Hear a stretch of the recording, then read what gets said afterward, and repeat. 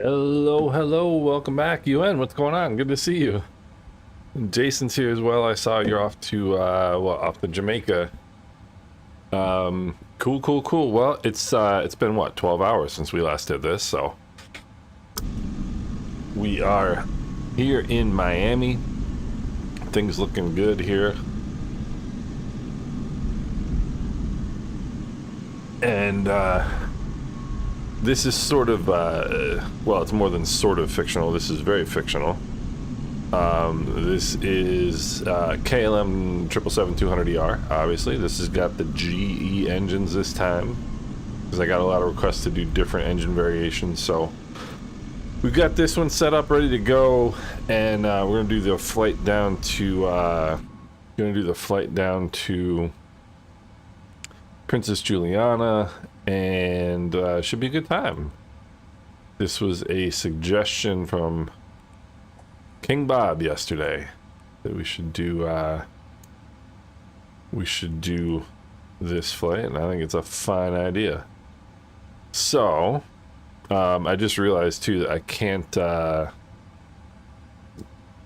this plane sets up a little bit differently than the other version, but that's all good. So we got our flight. Let's get our weather here.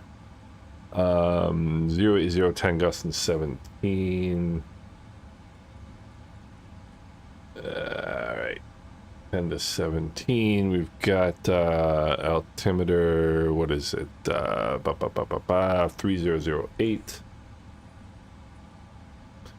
Don't know if we've got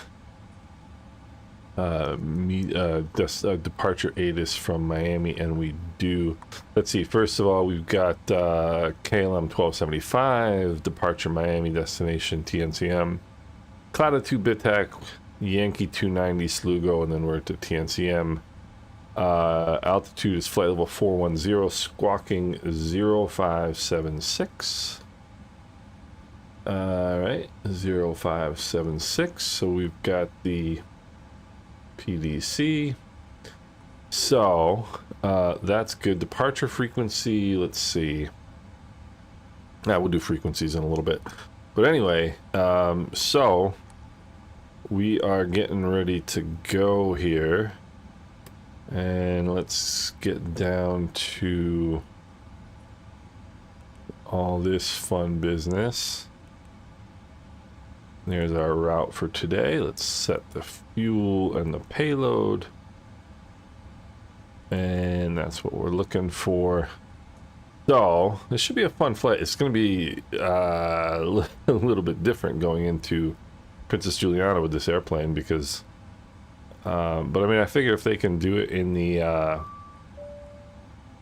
A330, then we can certainly do it in this airplane. So descent forecasts and winds are all set. Let's see. Oh wait. Let's activate the route. We got that. Everything checks. Let's go to the legs page. Get the wind loaded.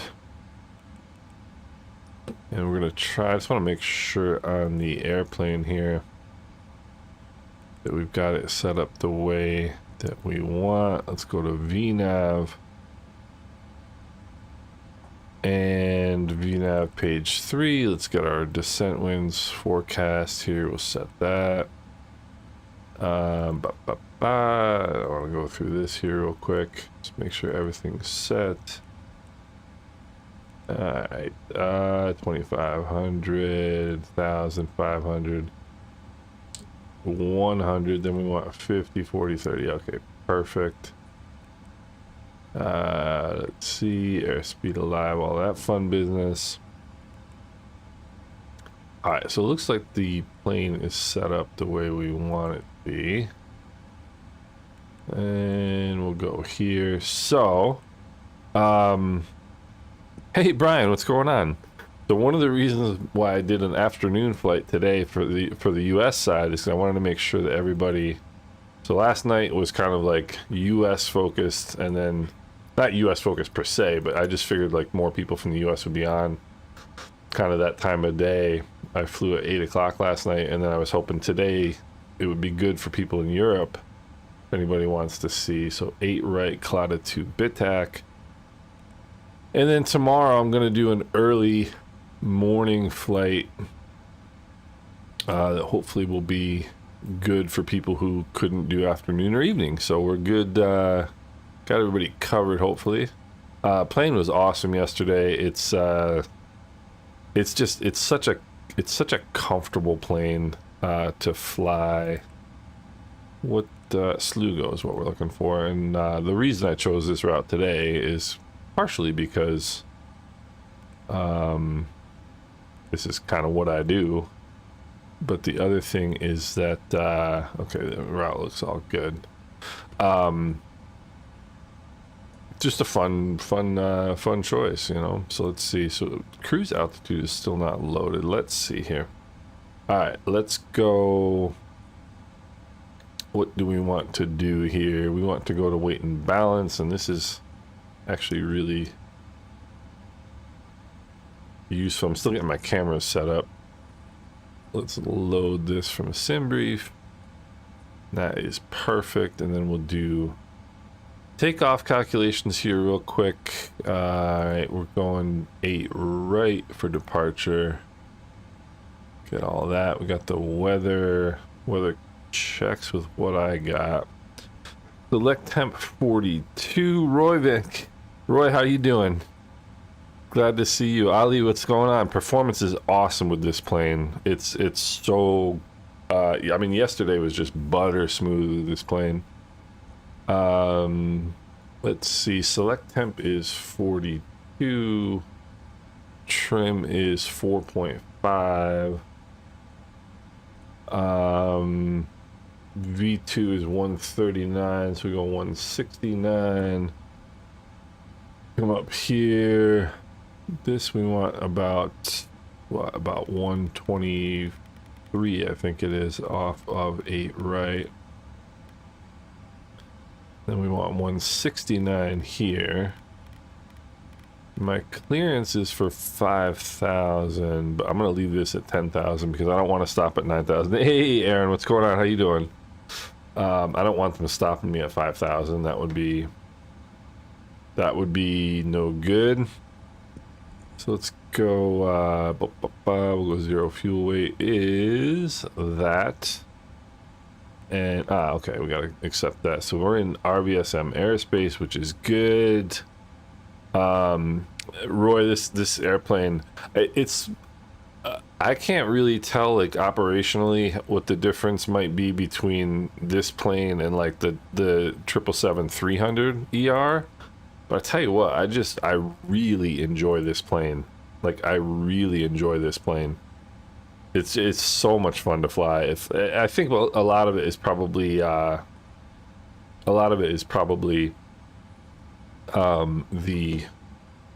the fly-by-wire in, what do we got? Flaps 5, that's what I thought. The fly-by-wire in Flight Sim 24 is just so good, and this airplane it's just amazing. It's calling for trim 3.5. We'll see. But like, I mean, like you can see it, like this is how long it takes to set up. I mean, it's just nothing. So let me get my checklist out here, make sure we got going what we need to do. Okay, I know all that stuff is good. FMC is set, MCP is set, flight directors. There's another fun thing about this airplane is everything gets set up before you even push. LNAV and VNAV is on. Flight instruments set, no flags. What's our altimeter? 3008, I said. So it's just a cool plane, and it's so nice to fly. It's so nice to fly in Flight Sim 24. No, I've been saying for a while now, like once you get your once you get your PMDGs in Flight Sim 24, then that's pretty much ball game, you know. All right, 3008 both sides. Auto brake, RTO. You set everything before you even push. Transponder and TCAS. Let's see, I didn't set that camera yet, so let's go.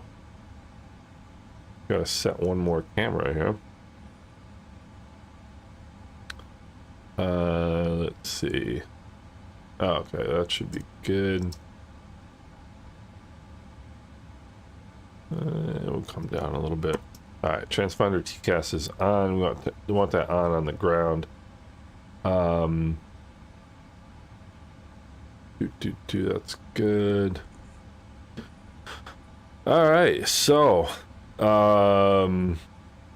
yeah, Roy, you're not going to be disappointed with this plane by any stretch. I think probably a zillion people are doing across the pond today, which is cool. I would have done it, but just don't have the time for like a 7-hour flight today. So let's go check the. Let's get a couple charts up here. Airport chart. There we go. We want to pin that, and we want the Clada to departure. And we want to pin that, which I know like the back of my hand. And there we go. So now let's check the doors. Let's close all the doors. Doors are closed. Let's arm all the doors. Doors are armed. And what else we got to do here? Ground equipment disconnected. APU start now. We can start the APU. And we'll wait for that to come online here. And we'll go passenger signs on, seatbelt signs on, rotating beacon on. So right and left electric demand, pumps on auto. Primary C1, C2 on, C1, C2 air on auto. Those are both good. Let's run down everything here real quick. Just gotta wait for the APU to come online. But everything's looking good. Turn the fuel pumps all on. I doubt there's any chance that we have fuel in the middle in the center tanks. And we do not. So engine. All right, let's see.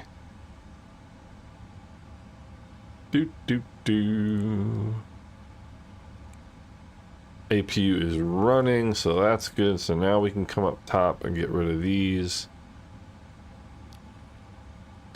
And we'll come over here and get rid of the chocks, and we'll get rid of the AC. Everything else is good to go. I mean, it's so quick to get through everything and get flying, which is half the ball game in my opinion.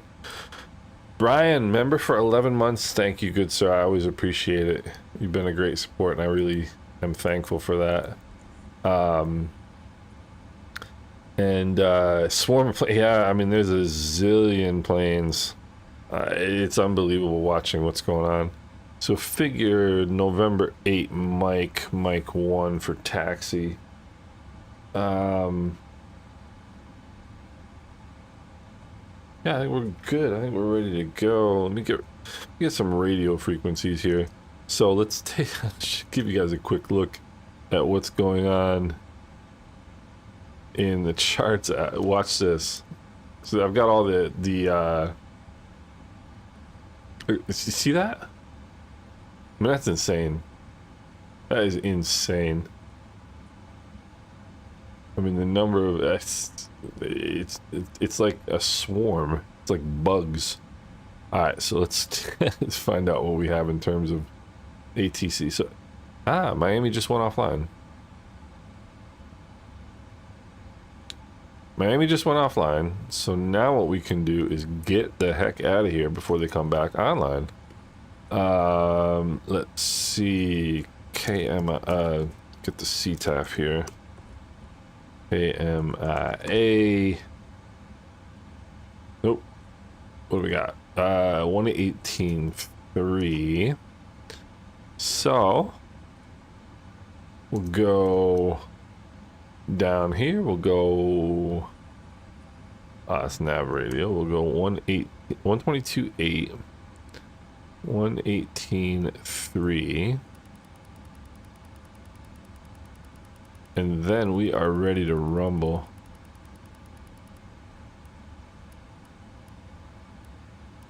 I like getting out of here with no ATC. It just makes it a little bit easier. So, I think we're good to go. Airplane is gorgeous. So, let me get myself organized. I got the dog with me. He's not happy because he would rather be doing something else, but all right. So it's all good. Auto starts on. All right, so I think we're good. Miami traffic, KLM 1275, pushing back gate Delta 30. Be taxiing to runway 08 right via November 7, Mike, holding short, Mike 1, Miami. All right, we are ready to go. Nobody cares what my I always find it funny, like we talk about, we make our radio calls about our pushback and nobody really cares. So we'll start engine 2 first.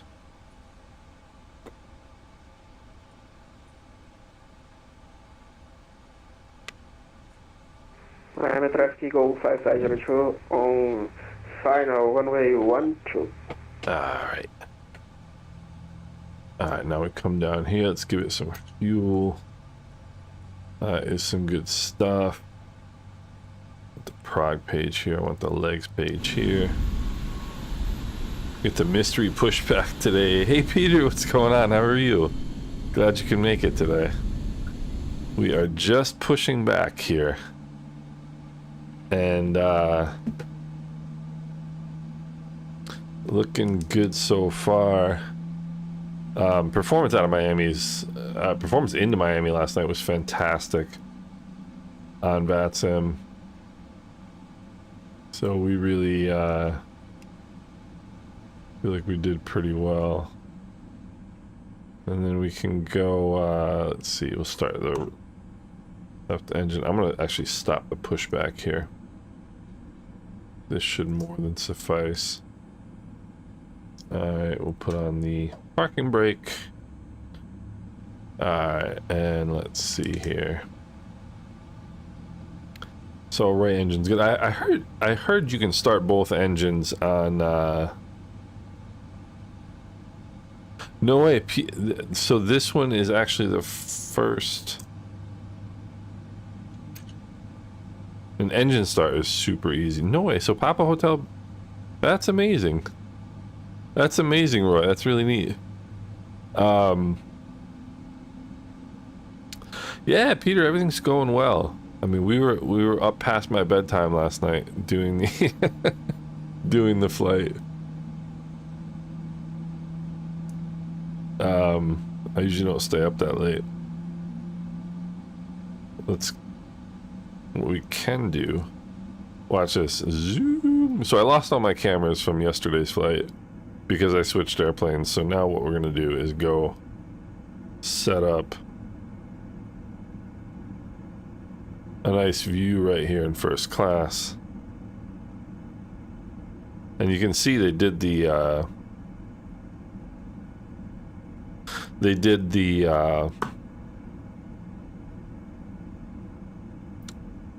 interiors for the planes as well, and all the even the you know, the seat back equipment and all that stuff. And you can start both at the same time. That is really cool.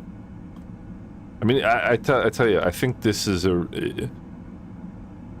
Well, I said this yesterday. There's enough automation in this plane that it's just makes it a lot easier to fly, in my opinion, than the 737.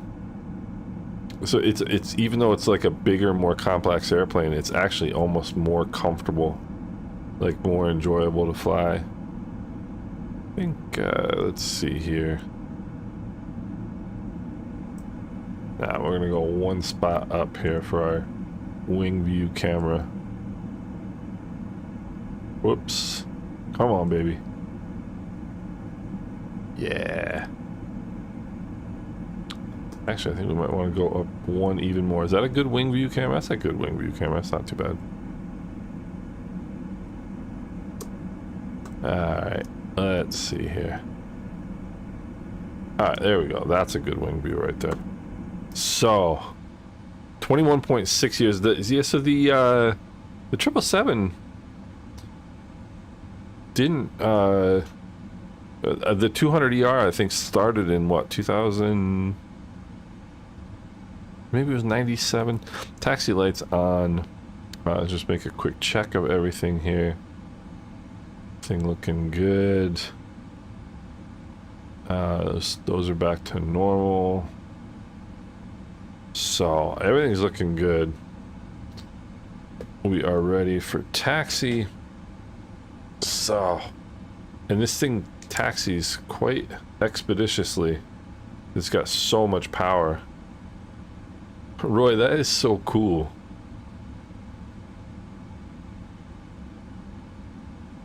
Let's go there, and we'll go laps 5. So you just give it just a tiny little goose on the power, and she's ready to go.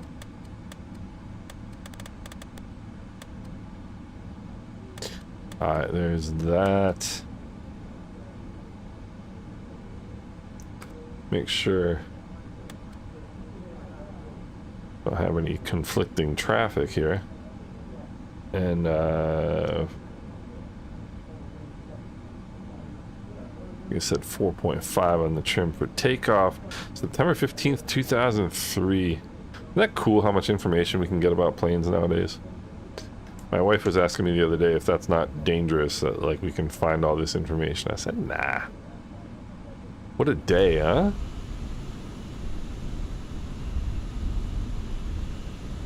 Not much in the way of weather today. Wonder what, I think the 200ER I thought came out in like, or maybe first flight in like 97. First test flight in 97, and then deliveries were like in 2003 or something they started. Every once in a while I tempt myself to fly as a first officer, which is what I am at best.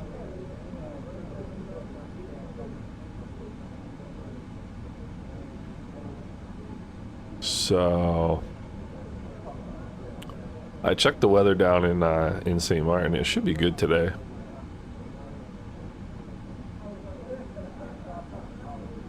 Sure is different from that side. Alright, so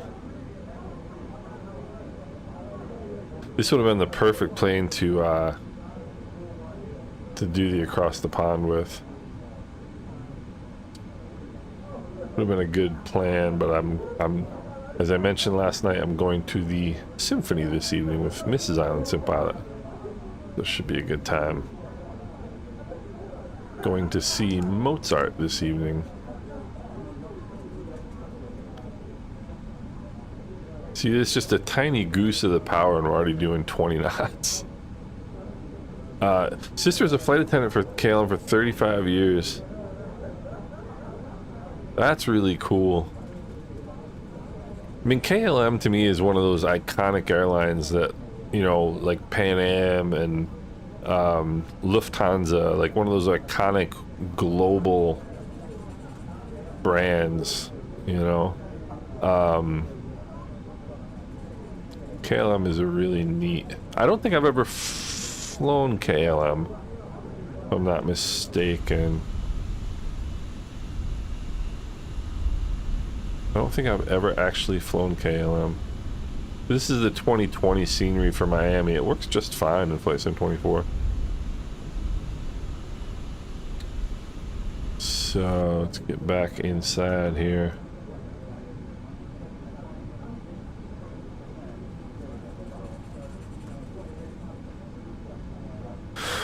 So check for any traffic here real quick. And there's a ton of traffic inbound, like a ton of traffic inbound from the West. Leo flight, we're going to, I don't know what they're playing actually, I have to be honest with you. I don't know which one, but it should be very good. I'm excited about it. Hedgehog, this is the GE90, yes, indeed. So we're going to the Syracuse Orchestra in Central New York. We went a couple months ago to see. I didn't even know we had an orchestra. We went a couple months ago to see Beethoven's Fifth, and it was extraordinary. And the tickets were like nothing. It's pretty amazing. So we're gonna go and enjoy that. KLM widebody are all GE equipped. That's kind of interesting, actually. Almost expect it to be Rolls-Royce, but all right, 8 right, here we are. Miami traffic, KLM 1275. We are departing runway 8 right, straight out departure, Miami. I'm so used to flying out of here as American Airlines. All right, let's see here. Make one last look down final. That's looking clear. Let's check the runway here. Runway looks clear. 8 right it is. Get out here on center line.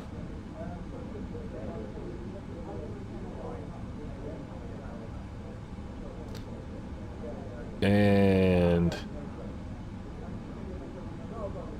alright, we should be good to go.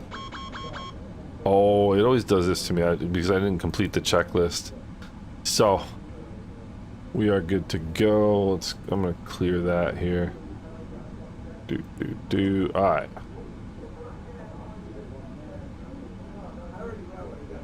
Engine spooling up. Engines are stabilized. Toga power is set. Oh, listen to those. They sound good. Oh, cross-checked. These engines sound fantastic.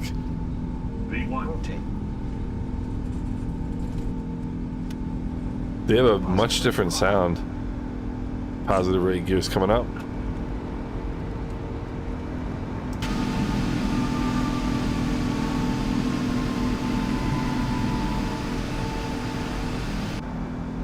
They have a totally different sound to the other engines.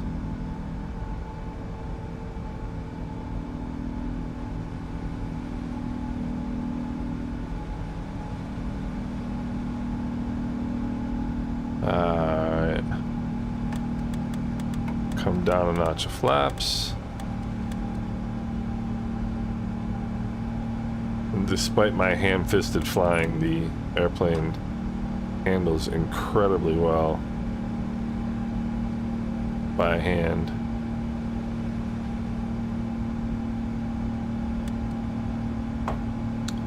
I'm gonna hit the autopilot here so that way we can enjoy the departure. This is GE, Leo.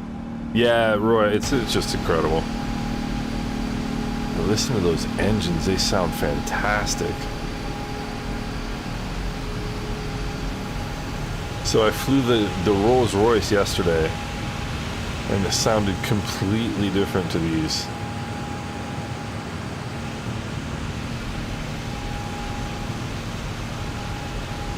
Absolutely beautiful. It just sounds so good. Yes, I will check the cabin in 1 second. I just want to roll up the altitude here a little bit so that we don't run into the chance of leveling off here.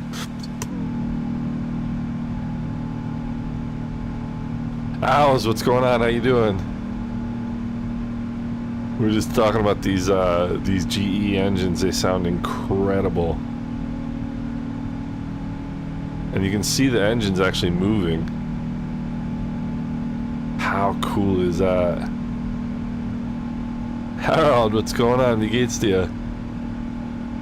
The BQA, yeah. I mean, it sounds awesome. It really does. And this thing, I mean, yeah, the owls, they definitely sound better than the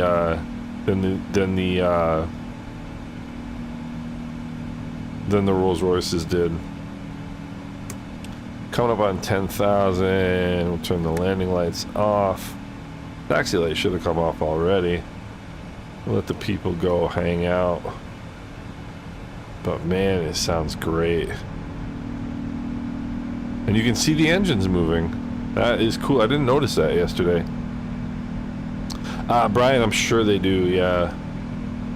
I'll check the wipers here in a second. But I love the engine movement, the engine wiggle.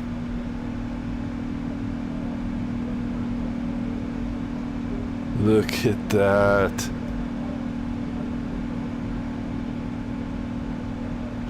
Back in the days, I always bought turbine sounds. Ah, gotcha. In front of the engine, so I don't notice a big sound difference here in first class. Well, yeah, it's quieter for sure.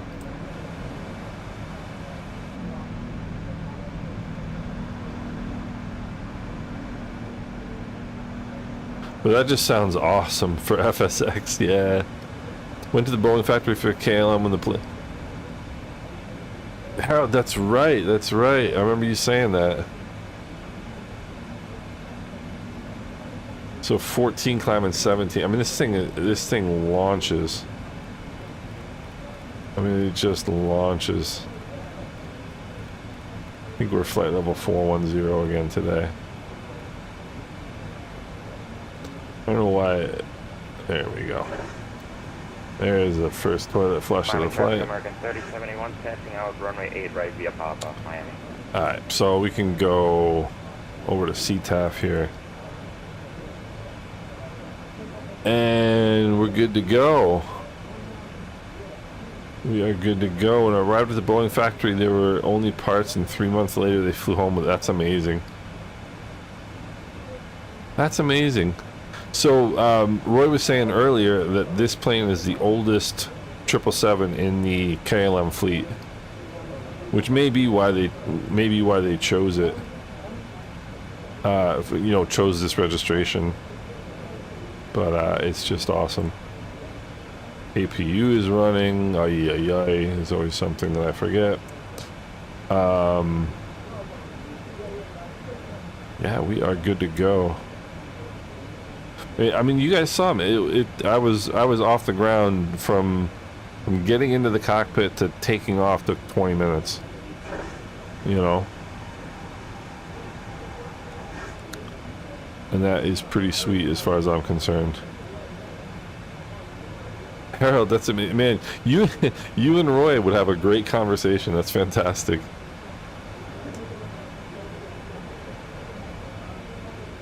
Gosh, what a beautiful day to fly.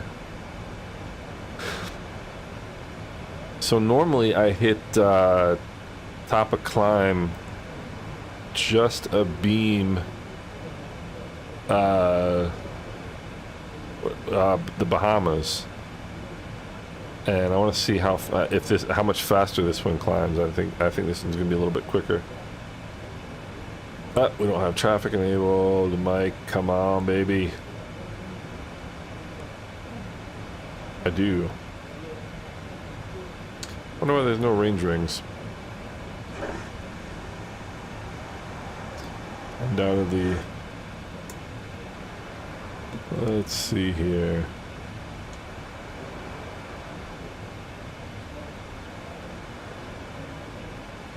That should be good to go. Oh, I don't even have... Man, see, that's why I got off the ground so quick, because I didn't do half the things I should have done. 0576. 0576. So if you skip half of the steps before you take off, that's a good way to get off the ground quicker. So 2304410. Didn't do that. So we're gonna go through a list of all the things that I forgot to do before I took off. Cool.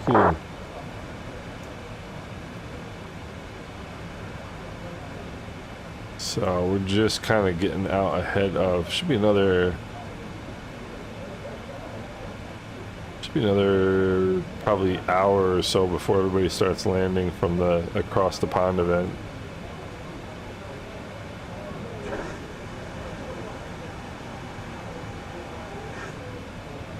KLM is a line maintenance ground engineer. That's awesome. Harold, the performance is awesome. It's fantastic. I've flown. This is now day 4 with this plane, and it's been just absolutely flawless. I don't think I've had a single stutter since I started flying this plane. It's been really great. Cassette Man, Cassette Main, what's going on? How do you toggle the extra ADI between the ND and the ECAM?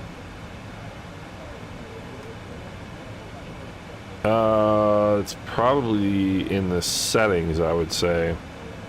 Probably in the PMDG setup settings. Is my guess. I noticed that before too.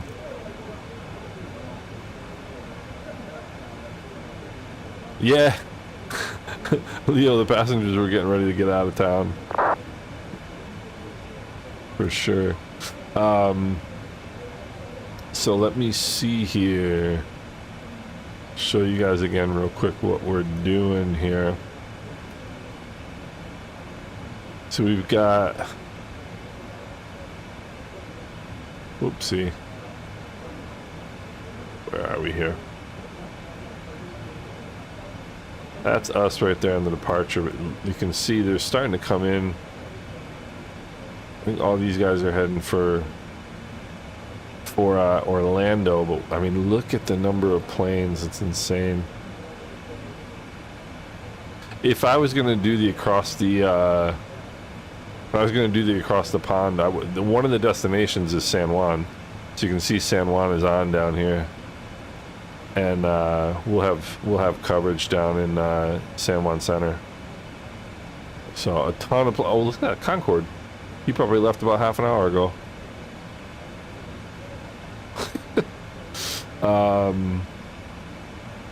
That would be a good plane to do across the pond, but you can do it in 2 hours. But a lot of planes are you can see a lot of these planes are heading they're going either to Martinique or Guadeloupe. This guy is going to Guadeloupe. This guy is going to Guadeloupe. This guy is going to Guadeloupe.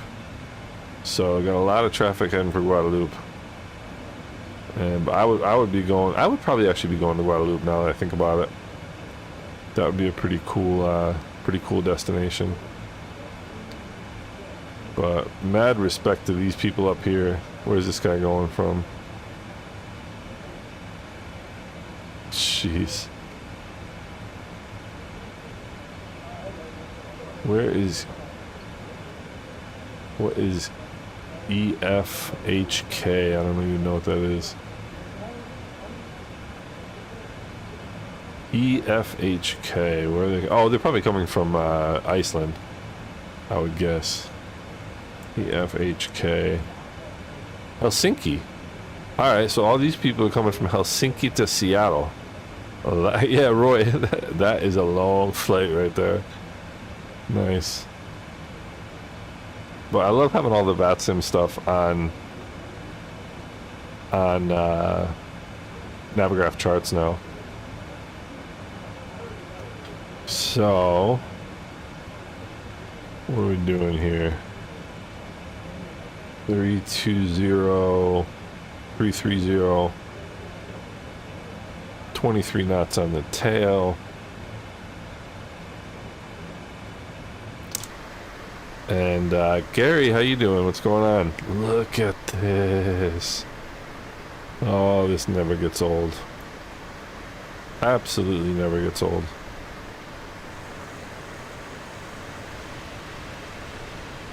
So yeah, so we'll be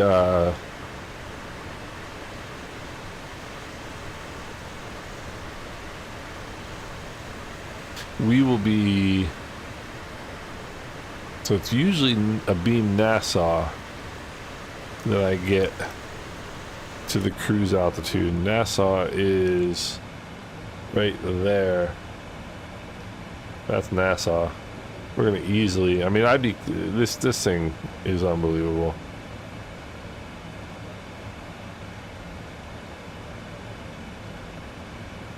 So normally I get to about 350, at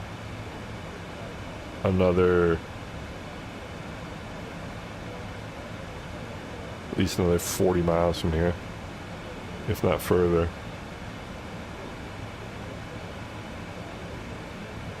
So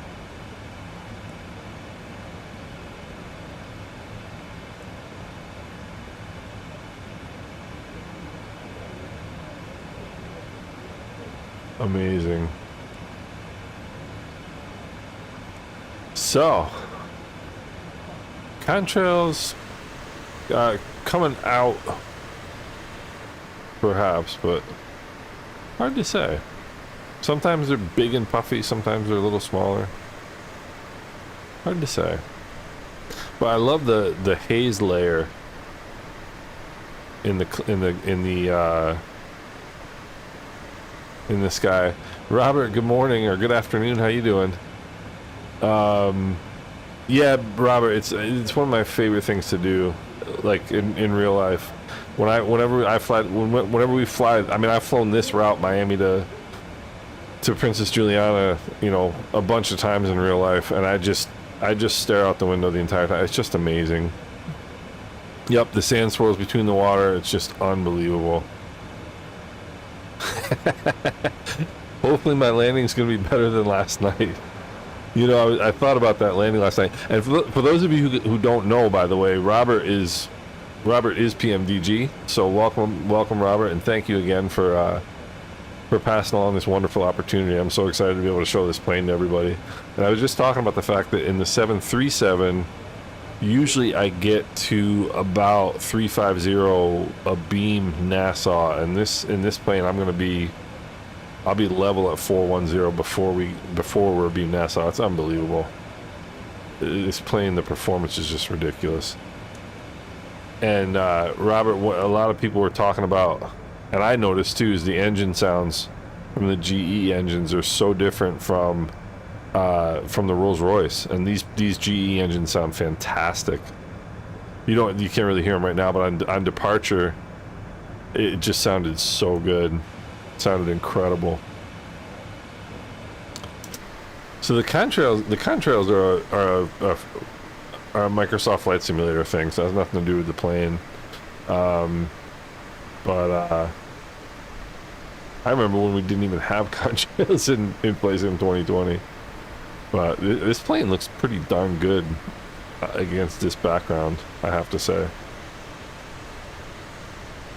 And Robert, one of the things I love doing when I'm flying over the Bahamas is picking out the tiny little airports, because like every island has little airports, every single one, whether it's a dirt strip or whatever. I love going along and picking out the little runways. I think this one is right here. As a matter of fact, I know it is. But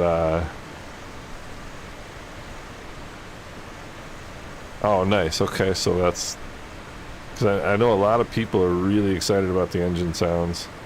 But Robert, what you were talking about before, like these kinds of water, like the sand under the water, and even like the almost like little streams that like go between the sandbars and stuff.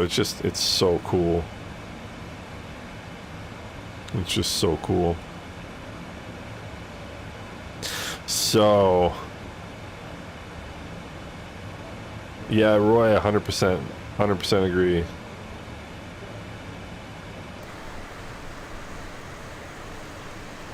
I mean, this plane is just incredible.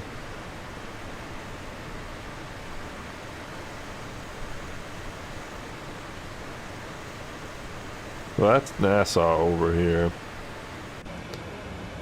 And we're at 40,000 feet, whereas normally I'd be at about 33 or 4 in the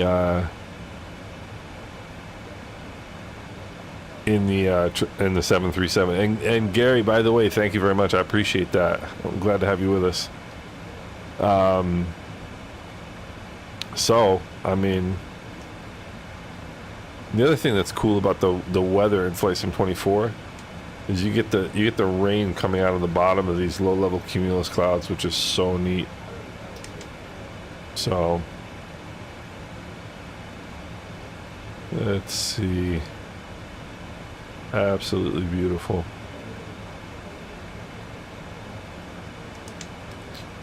I'm gonna pull up the EFB here. What do we just check the fuel at BITAC. BITAC should be 41.4. We're at 44.5, so we'll be easily good there.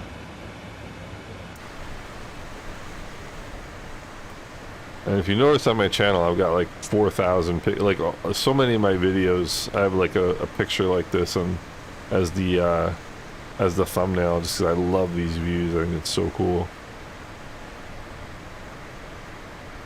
Yeah, Leo, it's the difference in the view once you get to 410 is quite remarkable, actually. You know, I mean, it just I think the like high level haze and stuff that you get up in Flight Sim 24 is just amazing. It looks so good. I mean, this airplane is just gorgeous. Absolutely gorgeous.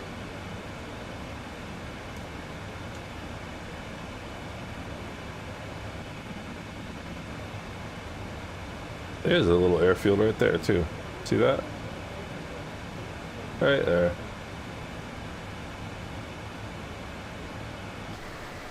This is what I do on my flights. I just spot runways.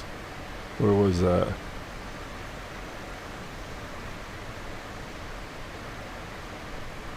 I lost it.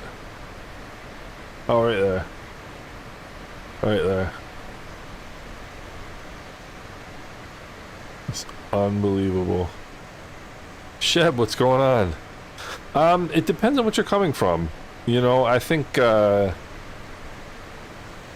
mean, it is a little bit like drinking from a fire hose, depending on what aircraft you're coming from.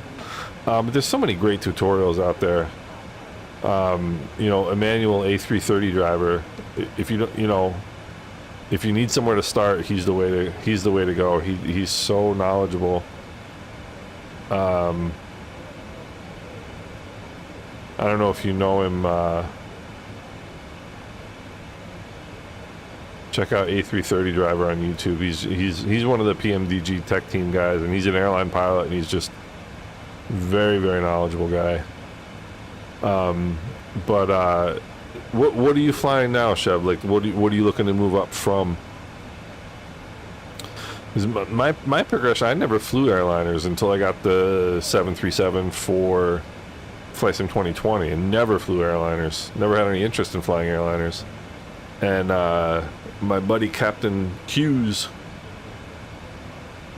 kind of challenged me a little bit to push me into jets. So I went from, you know, single and piston twins to the,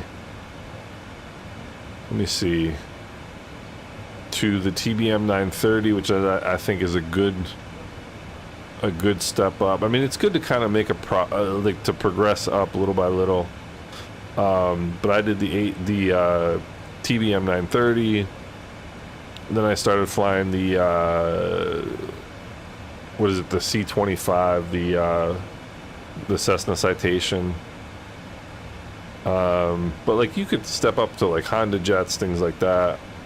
Bonanza C208 Islander. Yeah, I mean you could go up to like the biggest thing about flying, the biggest challenge even in real life, the biggest challenge in stepping up an aircraft is because the faster they move, the faster you have to think, or the further ahead you have to be thinking.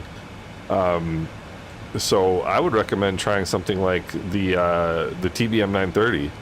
The great thing about the TBM 930 is you get jet performance, basic. I mean, the performance, in my opinion, in that plane is better than like the Honda jet or the Cirrus jet. But the TBM 930 lands at 85 knots, so it doesn't land at a zillion miles an hour, which makes it easier to fly. You know, makes it easier to kind of transition. But you're also flying, you know, in the flight levels, and you're doing kind of advanced procedures and things like that. But yes, I mean, CRJ is a great, that's another plane I flew quite a bit. The cool thing about the CRJ is because it's basically all manual, you have to, you know, there's no VNAV, and that actually teaches you to plan a little bit better and manage your descents. It's a little more challenging, but once if you can do descents and stuff like that in the CRJ, you can do it in any jet. Yeah, the E-jets are cool, but I mean, if you wanted to like stay with a particular family, if you want to stay in the Boeing family, I would just get into the 737 and learn the 737. The 737 is a really versatile plane.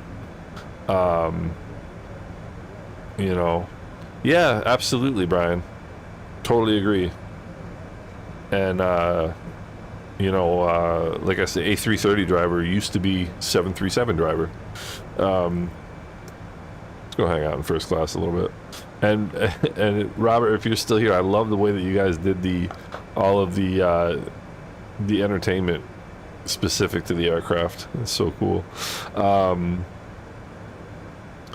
But yeah, it's and of course the other thing is you can also, like with the 737 in this plane, you can just let it auto land and just kind of watch what it does, you know.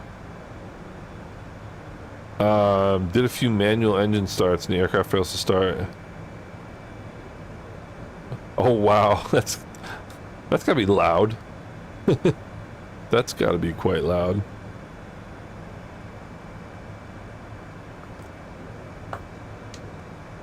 So I've never had the pleasure of first class in an airplane like this. I've flown first class in the 737, which is quite nice, but not in this plane.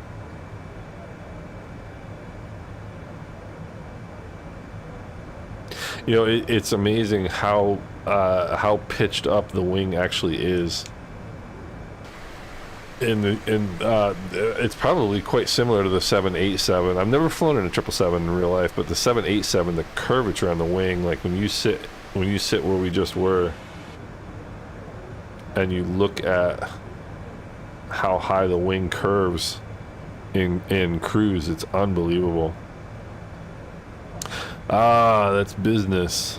Gotcha. Yeah, they call it different things. I think in American and the 737 they call it business first class. I always call it first class. I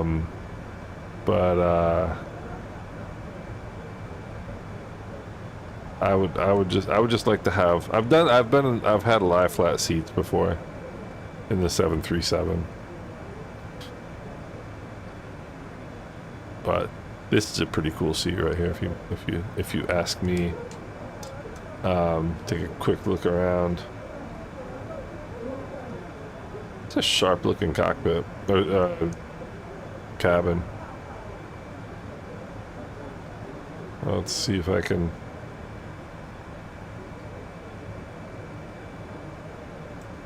got our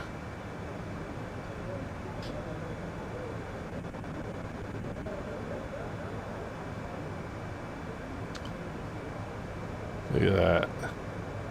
All looking good.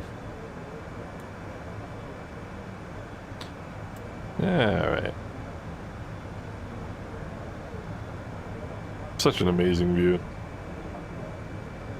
Yeah, the 787 wings do look like glider wings. It's pretty unbelievable. Back in the FSX days. You know, Roy, it's interesting because I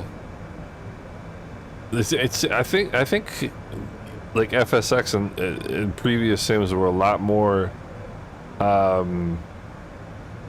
you know, commercial airline oriented, you know, because VFR just wasn't that great, you know. Whereas in this sim, VFR is just absolutely astounding in some cases, you know. I gotta go back up here and set up my, this is the Exuma chain, by the way.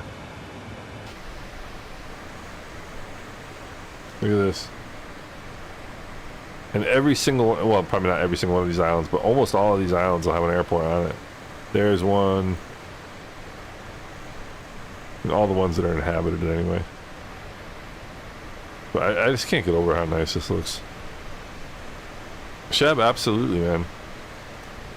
If you have any questions, don't hesitate.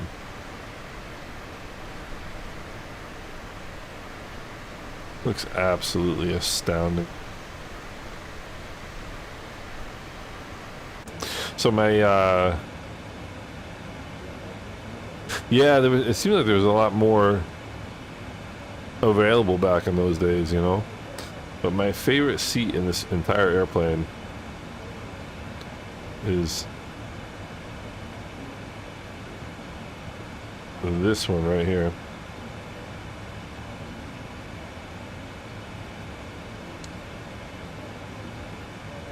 Let's see.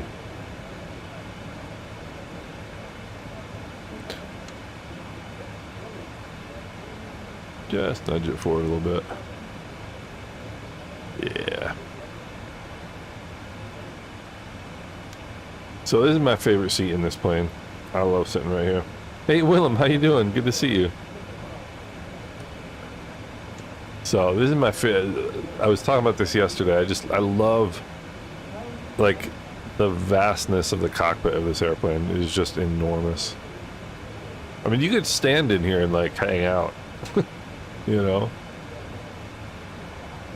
love sitting back here.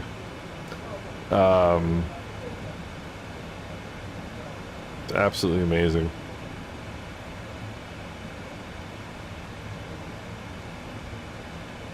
Yeah, I mean, yeah, it's funny how the Sims have always been ahead of PC performance, you know, pretty much always.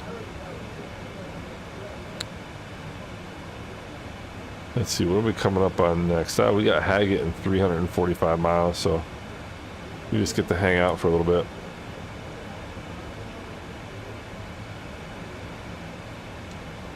This is what I would do if I was backup crew. I'd just sit here and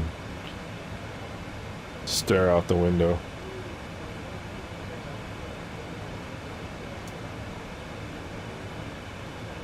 So we are coming up on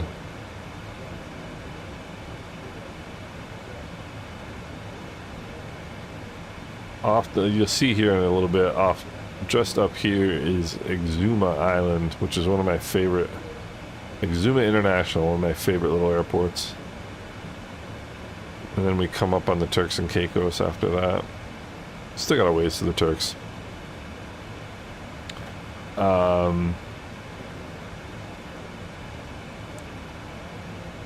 Oh, Harold, that's cool. I was any of the, oh, look at that.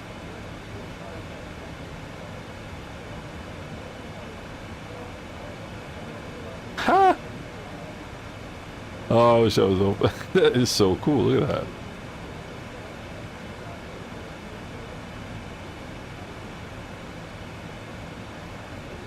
Those look familiar, Harold?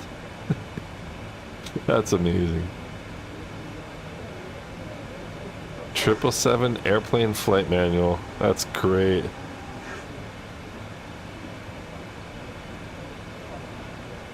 Coral Rocks, no, yeah. It's like a lot of the, especially the Bahamas, yeah.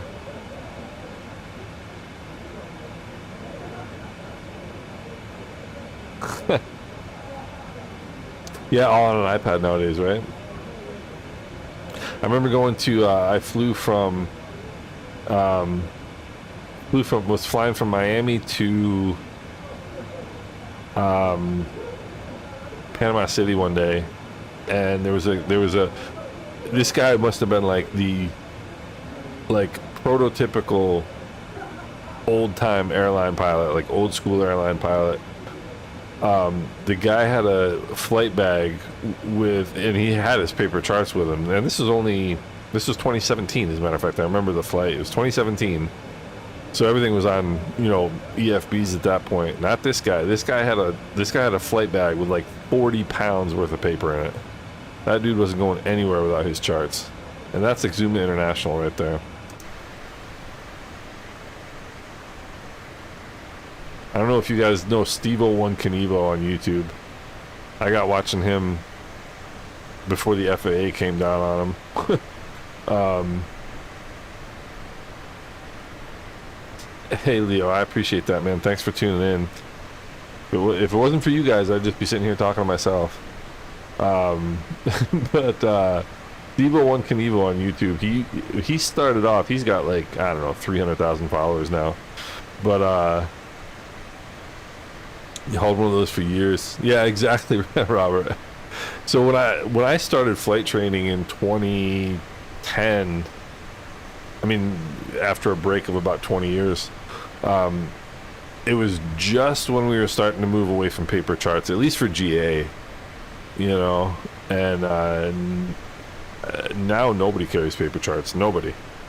Yeah, I remember watching Steve-O flying Grand Caravans into Exuma, and that was actually kind of the start of my like falling in love with Caribbean aviation. And then the FAA came down on him for no particular reason whatsoever, and he had to take all of his C208 videos down, which is kind of a bummer.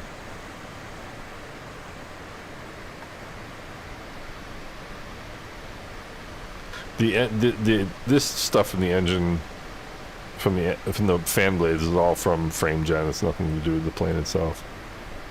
But yeah.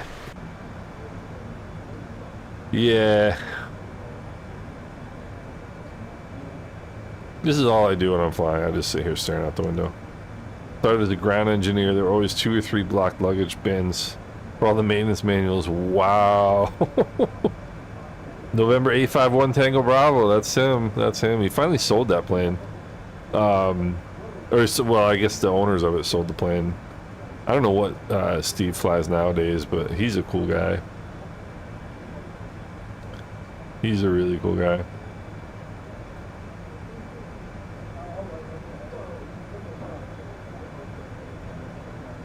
I don't have any let's see here. You can see my camera skills are just amazing.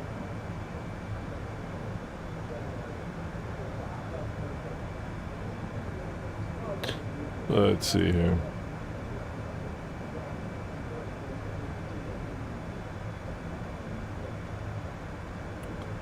This is probably a cooler view of my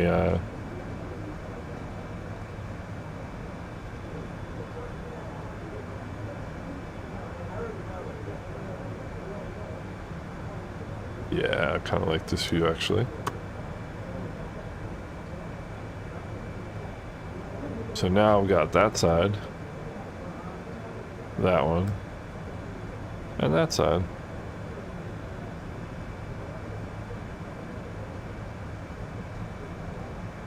Yeah, not bad. Converted electronic everything last summer. Oh, wow. Yeah, I mean, it's unbelievable. I don't even know how you could seriously make use of that amount paper charts. Like if you, I mean, one of the reasons I use JEP charts in real life is because you don't have to look everything up. You don't have to like look through for, you know, for if you've got like runway lights out or something like that.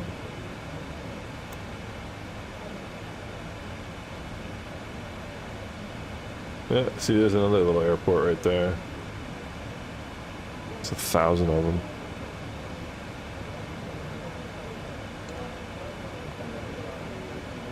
There's a little runway right there.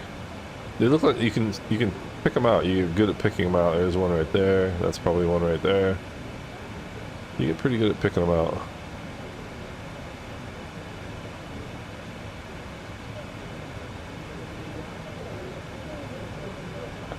Yeah. So next up is the Turks and Caicos. It's gonna be a little while. Let's see, Haggett is coming up. Yeah, Haggett is right past the Turks. So we got what, about 300 miles or so to the Turks.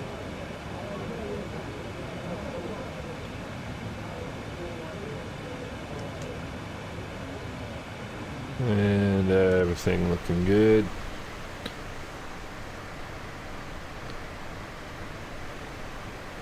I just love the detail. There's a little runway. I just love the detail in this sim nowadays because this is exactly what it looks like in real life. With all these tiny little roads, all these dirt roads, and you see where the little kind of villages are formed, and it's amazing. Amazing how good this is. From 41,000 feet or 4,100 feet, it's just awesome.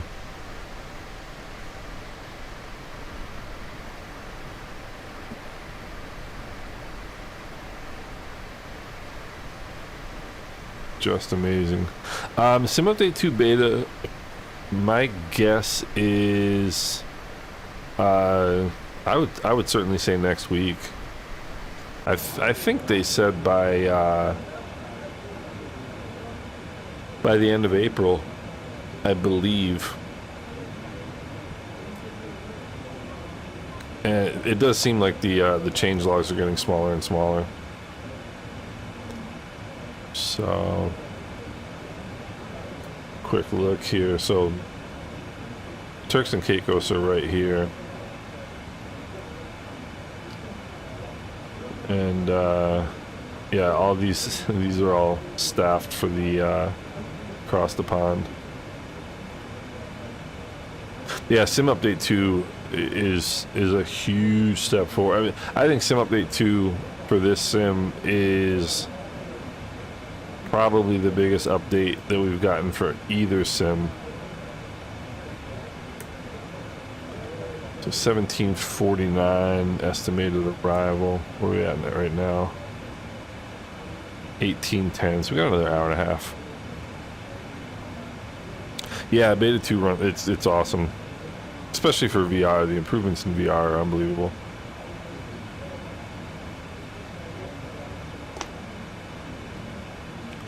So tomorrow morning, I think I'm doing a Europe flight. If anybody's got any suggestions, it would be like early afternoon Europe time. If anybody's got any route suggestions, I am open to suggestion.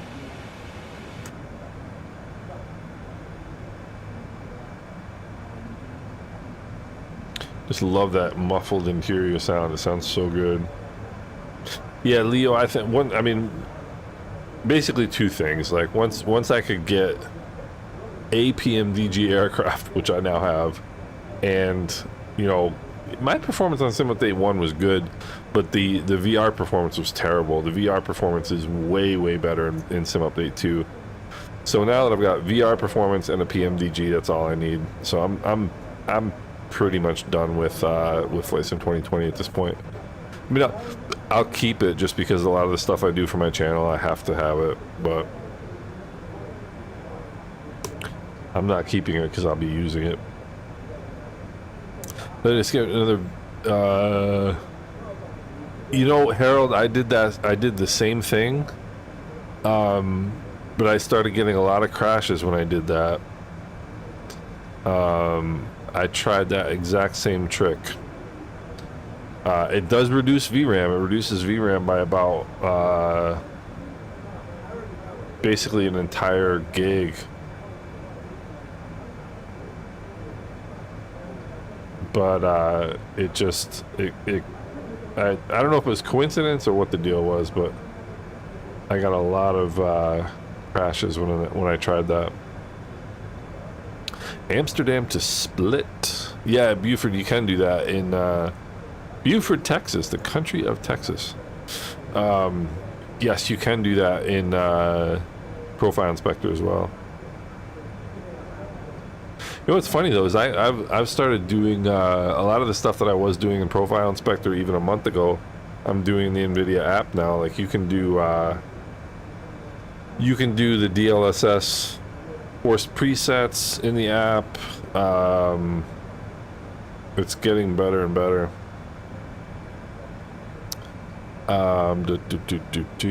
Let's see here. It's getting better and better.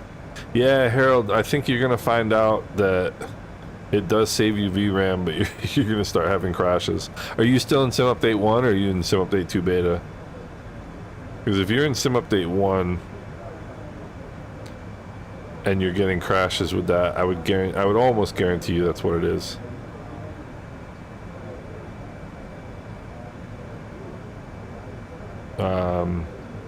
Let's see. So tonight the symphony is symphony number 29, Maurische Trauermusik and Requiem.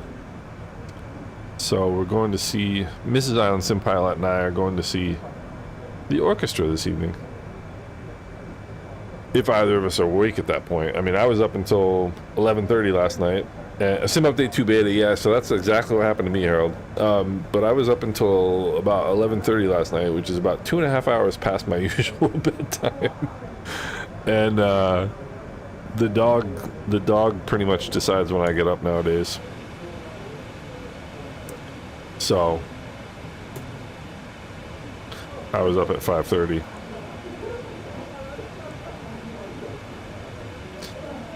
Sounds like the people are starting to have a little bit to drink there in the back.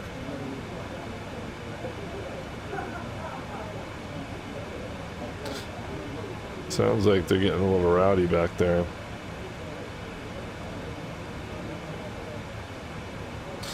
Let me see here. What else we got? That's our fuel is good and balanced. There's air for the humans. 74 degrees. That's pretty warm, in my opinion. All right.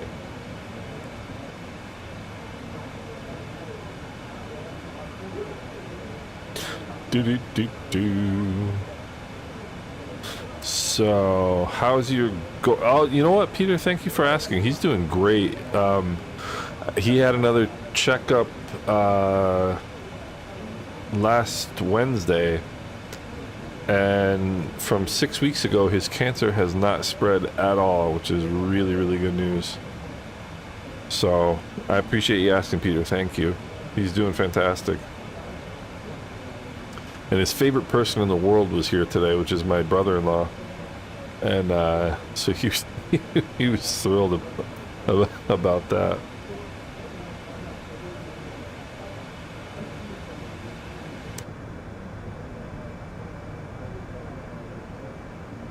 I like this seat, but there's really not much to see with this view. But I always like the bulkhead seats in first class. Those are my favorites.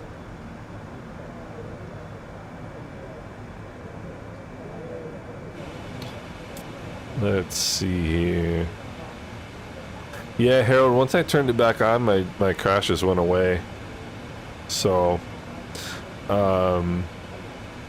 yeah, Peter, thank you. It's been a trip with him, but he's doing fantastic. He really is. Roy, I live in New York, actually, and turn down the AC. You know what? I was actually just thinking that. Let's turn it down here a little bit.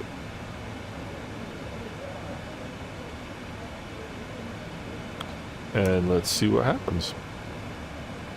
I was actually thinking, I'm like 74 is a, yeah, see it's coming down. So, oh, okay. So these are the settings. So the pink number, I'll come in a little closer here. So the magenta number is the setting, and the white number must be the actual temperature. So now we're getting the temps coming down because I just set it down to 71. I mean, I think 74 is a little bit warm, no? That is so sweet. Yeah, Roy, I just I do a lot of Caribbean flying, you know, in the sim, so that's it's just my my favorite starting off point, you know. 40ME, the performance is fantastic. I mean, it's different because I've only flown this plane in 24 and I've only flown the 300 obviously in 2020. But I mean, I think I haven't had a single stutter, a single hitch, nothing in 2024 with this plane. It's been absolutely fantastic.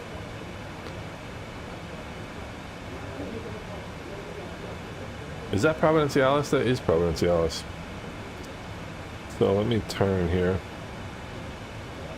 This is one of the coolest airports in the sim. One of the coolest airports. I always say the coolest in the sim. It's actually the cool. No, that's not Providenciales. That is Crooked Island. Wonder where I got that name. Crooked Island. There's an airport right. Let's see here. Should be an airport right there.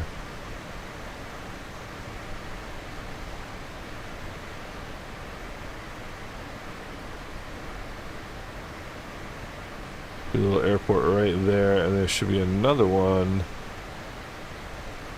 right over here.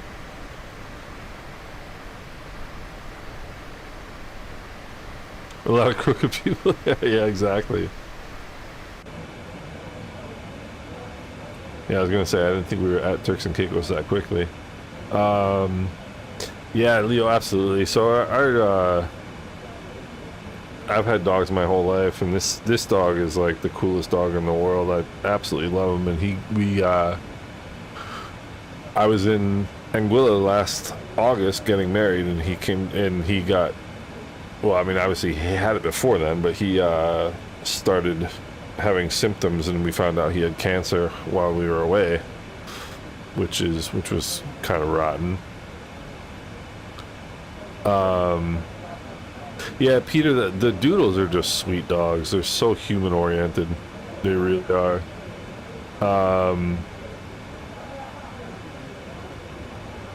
V1 Simulations had a Vatsim crash. Did he really? That's interesting. I've heard of tons of those with the Inibuilds planes. I've never had a Vatsim crash never had a crash at all with a PMDG plane that I can think of. I'm not bright enough to use offsets anyway. He's probably using offsets because of the across the pond. He might need to do so for traffic or something. But just started a flight from Boston to DFW, the tallest A339. Yeah, you know what, Roy? I've heard. I have a friend of mine who flies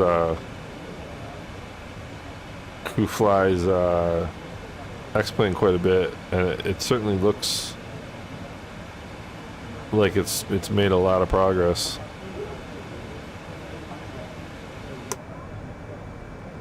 Over time.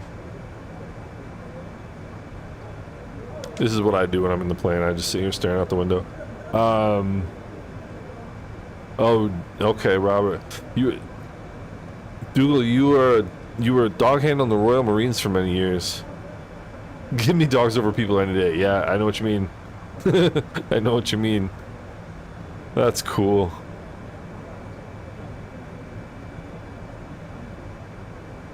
Yeah, This dog is hilarious. The dog, Benny is his name, and he's absolutely hysterical.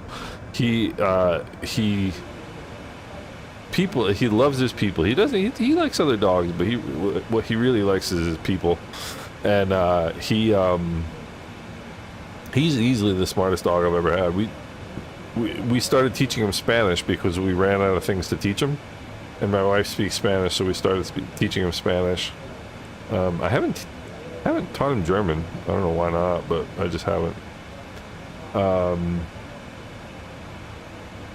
And what else did we taught?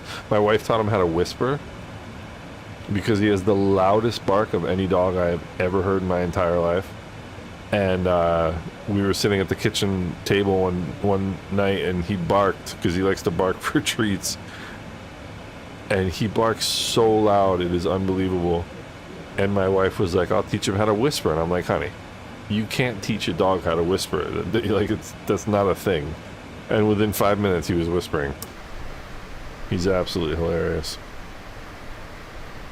Oh, that is beautiful. I love the KLM colors over the water.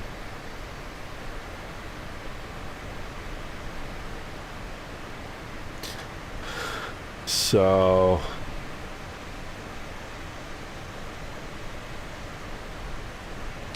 yeah, so Dougal, it's interesting because the...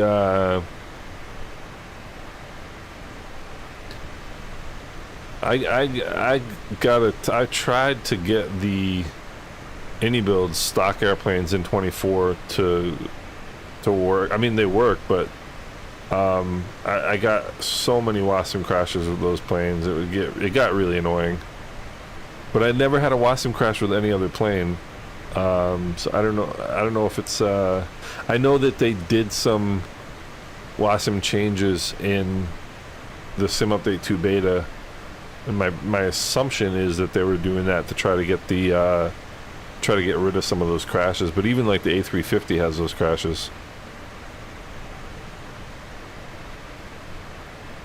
That's interesting, Dougal. Okay.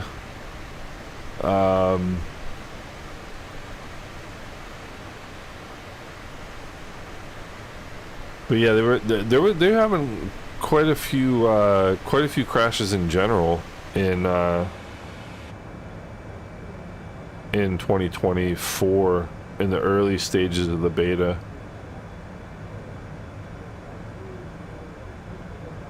So Roy, you're flying the Build's A350 and you haven't been having issues with it?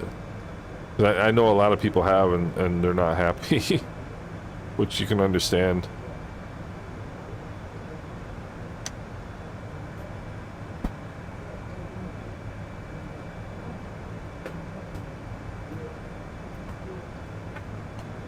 Okay.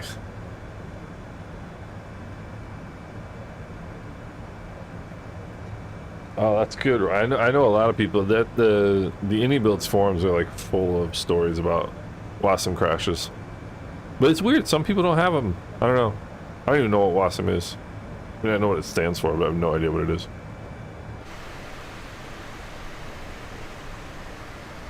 There's another airport. That is Mayaguana.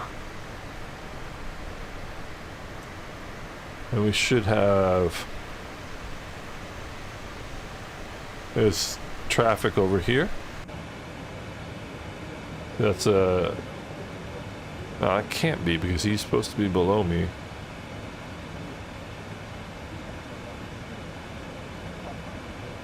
There's traffic off the right-hand side at 35,000. But he should be below me. I mean, 35,000 is below me.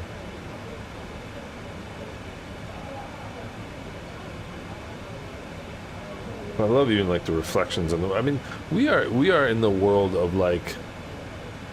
this is what we dreamed of when we were kids for a flight simulator. It's unbelievable.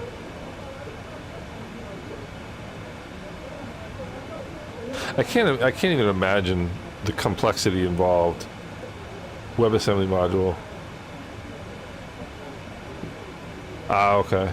But like, I cannot even begin to comprehend the amount of like the complexity involved in putting this together. I mean, we're sitting here in like, you know, one of the most technologically advanced airplanes ever built, flying, and you can just get in it and fly anywhere on Earth, and it looks like Earth. It's unbelievable to me. It just blows my mind.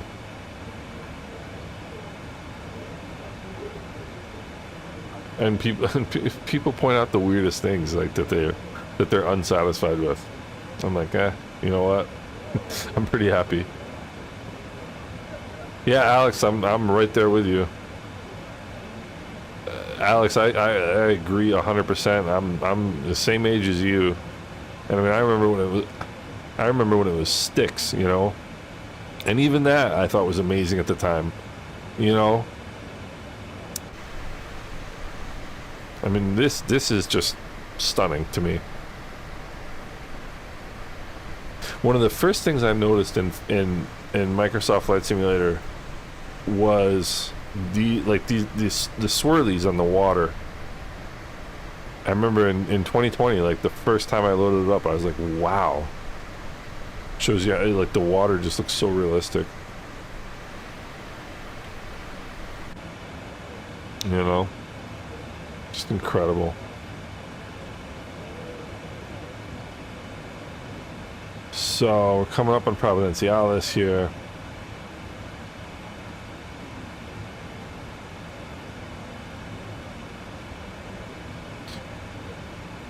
And Providenciales is underneath this batch of clouds over here.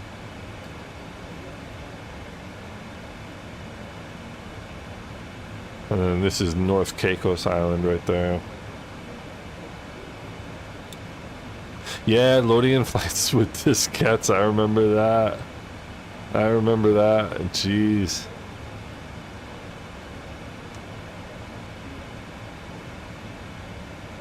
Yeah, I don't think we're going to be able to see.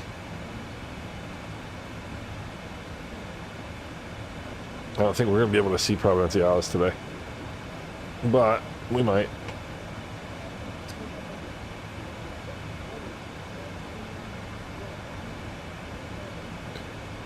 Right under here.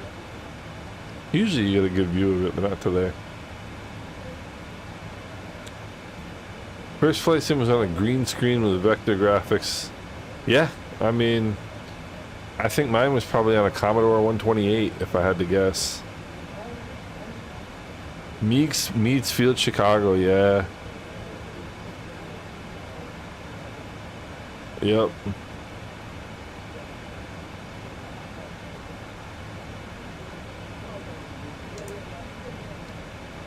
It's unbelievable how far we've come. Updated the Vatsim module in the latest SDK. That's good stuff. Yeah, Dougal, it's an unbelievable time to be a flight simmer. It's an unbelievable time. When I was working on my instrument rating 7, 8 years ago, the amount of gyrations I had to go through just to practice VOR navigation in prepared with a reasonably good Cherokee, with the A2A Cherokee and the G5s that I have in my plane and all this stuff. It took me probably half an hour to set up like just a basic GA setup that I could go out and practice VOR like navigation or go do approaches or whatever in prepared. And in Flight Sim 2020 or 24, you just fire it up and I've got the GTN 750, I've got, you know, whatever I need, and it all works, and it's unbelievable. It's unbelievable. You know, Falcon 5 and the Amiga. I forgot about the Amiga. So there's Turks and Caicos, or there's Providenciales anyway. Right there. The airport's going to be right here.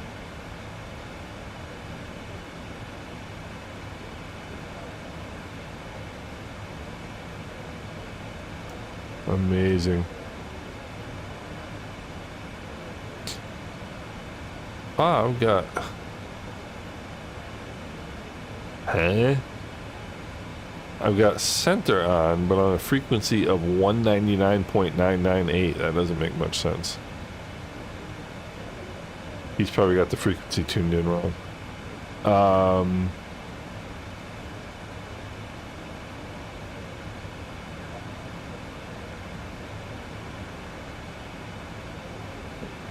Yeah, so there is the airport right there. Meigs with the Hancock Tower. It's a couple of lines, yeah. Yeah, Dougal, I'm right there with you, I know. Time stops for no man, my friend. Time stops for no man. Unfortunately. What is the highest altitude I've ever been in a real aircraft? Probably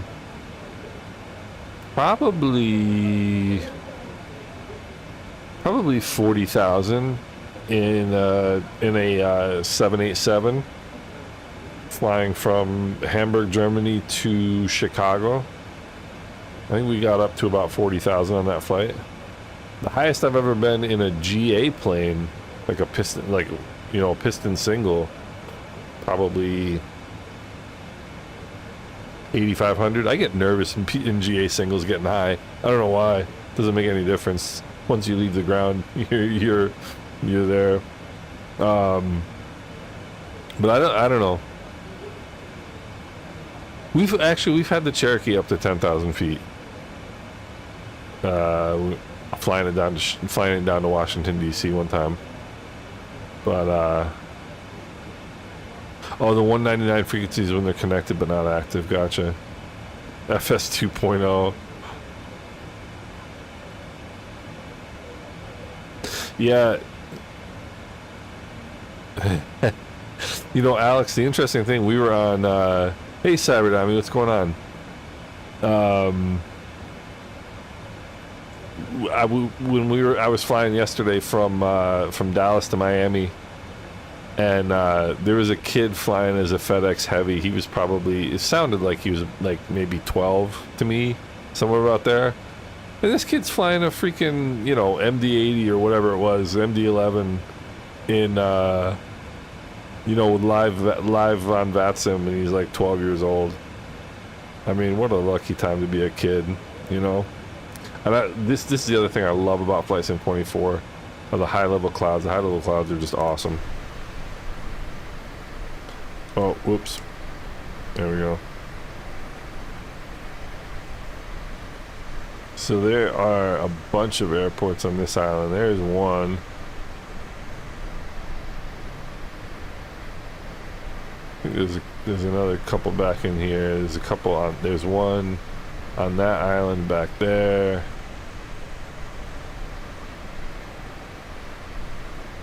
Let's see here. Yeah, right here is North Caicos Airport. And then right there is South Caicos Airport. And then there's an airport. What does that keep? There's an airport right out here on this key. Ambergris Key. And then right up here is Grand Turk with the Grand Turk VOR. Zayden, what's going on? How you doing? Good to see you as well. We're just moseying along here, watching the Turks and Caicos go by.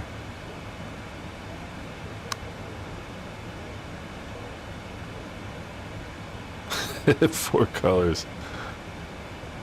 That's amazing.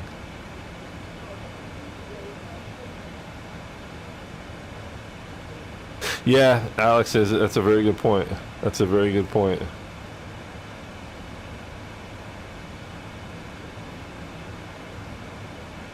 I mean, I remember that.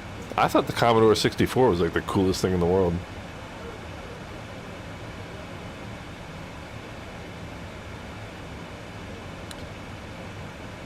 I thought the Commodore 64 was pretty neat. Let's see here. What we got coming up? We've got...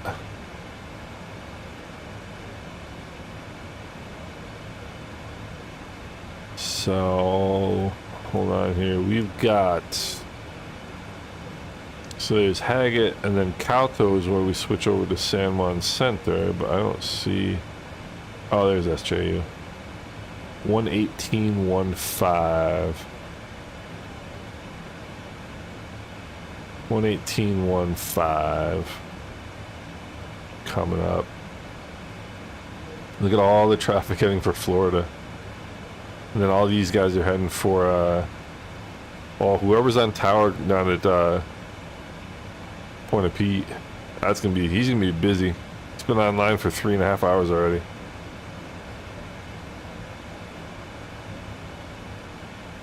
Yeah, Shep, totally. 100%. C64, baby. That was my... I mean, I remember playing, like, the Olympics and the C64, the Winter Olympics. Cool stuff.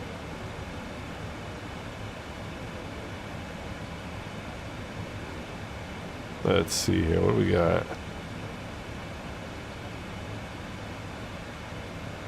Juliana information, Foxtrot. QNH1013, wind, they got some showers, winds are 070 at 3. Broken 30, scattered 15, 3200. Temperature 25, dew point 23, which means we might get what the FAA likes to call obstructions to visibility. We'll see. Might get some, might be a relatively real approach once we get down there, surprisingly enough.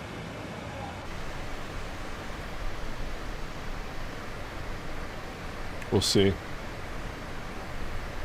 I'm gonna have enough trouble landing this plane at Princess Juliana, but we shall see.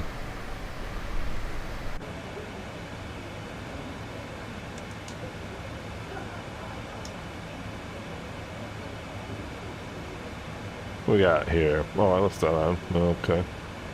Oh, that's right. We were checking the temperatures. So 1950 estimated arrival.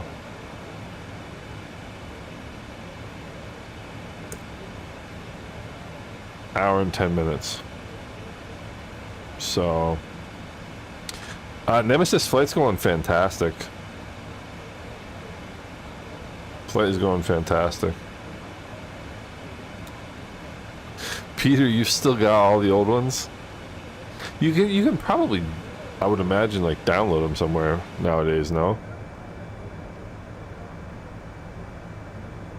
That's wild. VHS. We have a bunch of VHS tapes in the basement. The passengers are drunk. I think you're right. Let's see here. One of the things I learned playing on a smartphone.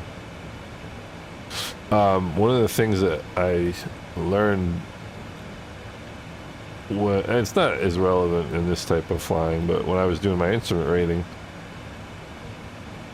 whenever I was sitting there looking out the window daydreaming, was a reminder to start doing something flying related, because you were going to have to at some point. It's kind of always something to be doing when you're flying. 25, 15.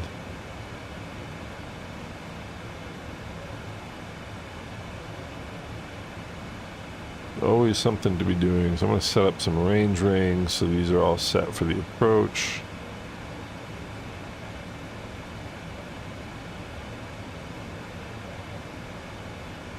Actually, I want 10 miles.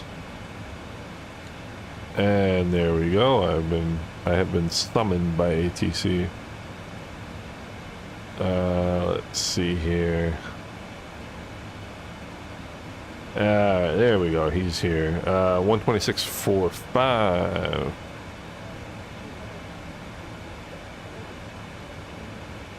$126. Whoopsie. When the plane's turning, it's a little difficult. 126.45. And what's... No, come on. I gotta get one of those, like, what is it, 126.45? I gotta get one of those button things. And he is... What center is he? Miami Center? That can't be. But it does seem to be. Miami Center, good afternoon. KLM 1275, level flight level 410.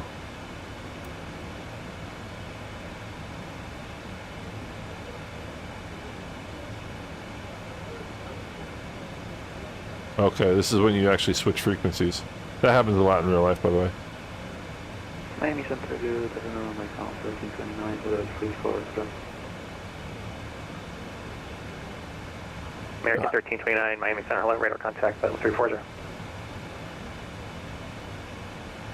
Miami Center, good afternoon. KLM 1275, flight level 410. KLM 1275, Miami Center, hello.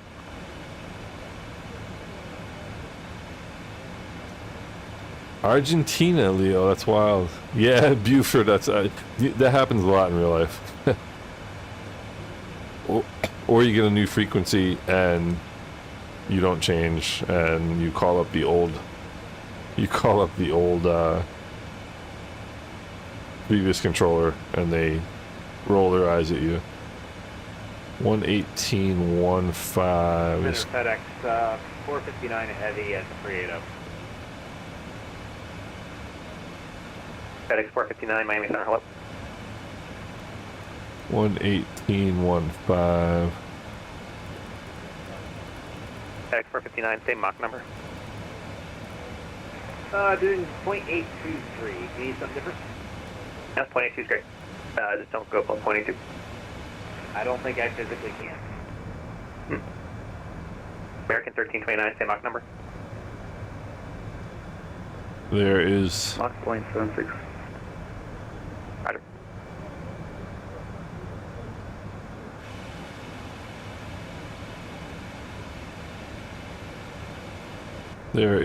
the Dominican off the.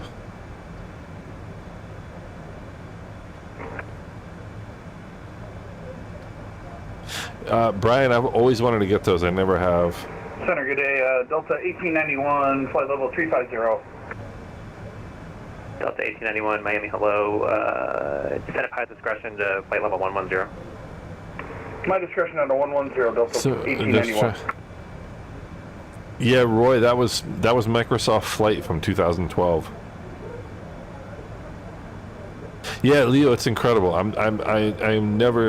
I never am ceased to be amazed at where everybody comes from. There was somebody on the stream last night who's a long haul trucker, and he was driving from, I believe it was Phoenix to Las Vegas, and he's listening to the stream in the truck.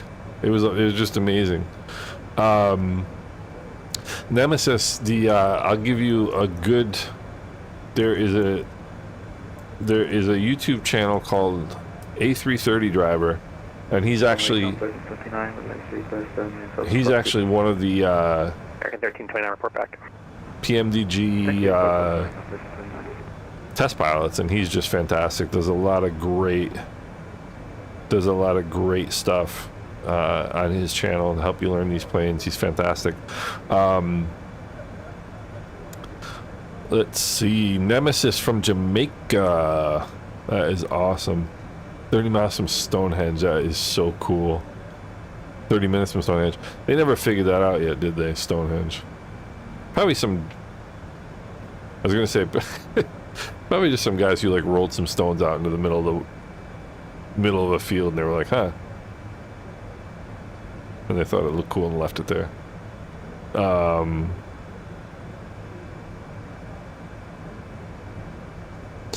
Brian, happy birthday to your son. How cool is that? How old's your son turning?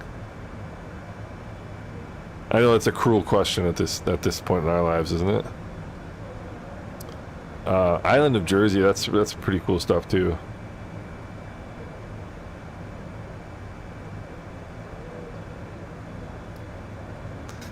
Yeah, I'm probably from the least interesting place of any of us. I'm from, well, I guess I am from here too originally, but I am in central New York State right now. I'm near Utica. And, but I lived in Washington, D.C., I lived in New Orleans, I lived in Hamburg, Germany, I lived in Manhattan, I lived all over the place. Western region of Northern Ireland, that's awesome. So many interesting places. But I'm always amazed. Had someone from Mauritius the other day, or a couple weeks ago actually. We went and flew around Mauritius as kind of like just a fun thing to do because we had somebody on the stream who was from there. Just neat, you know. Ah, good for your son, Brian. Congratulations. But man, we had people yesterday from Australia, and it was like the next day. Just, it's amazing. It just continues to amaze me. One of the coolest things about Flight Sim is that we all, you know, it's such a divisive world we live in nowadays, and we've got this beautiful thing that helps us all kind of get past these things, you know. And the other thing about it is, like, I think it's helpful. I think it's healthy and helpful to go out and see different places in the world, and you just I don't know, I love it. Queens, Aiden, my brother-in-law works in Queens. I've been in Queens before. I spent 6 years in New York City, and if I never go back, it will be too soon. Oh gosh, Mall M7 Amphibian, EGAB.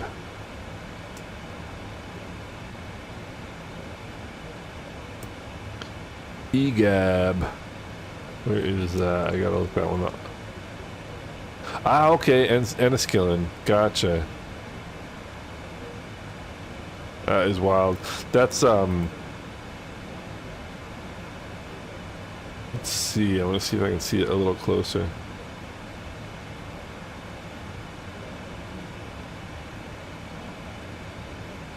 Oh, okay. So I had to pull up the picture on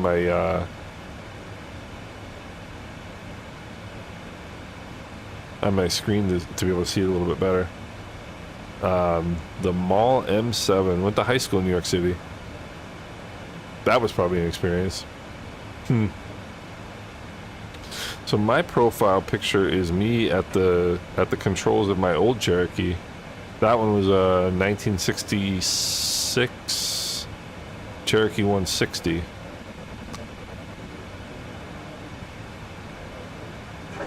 Yeah, Brian, I totally agree with that. It's one of the cooler things, absolutely. And like you fly into Italy and they're like, ciao, you know, just cool. I love it. Miami Center, American 1600, with your flight level 340. Queens is incoming to America. Yes, it absolutely is. Yeah, you know, some people, it's like if you're kind of born in New York City or like in that, like kind of the downstate region, it's just in your blood. I think no matter where you're born, it's in your blood, right? I liked New York when I was there, but I definitely don't miss it. That's for darn sure. I have been to Astoria, Queens. I absolutely have been to Astoria, Queens.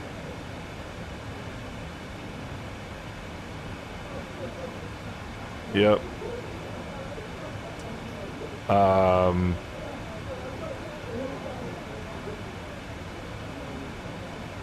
Yeah, Dougal, I mean, it's funny because I really think that the sim flying now can really keep you sharp in real flying.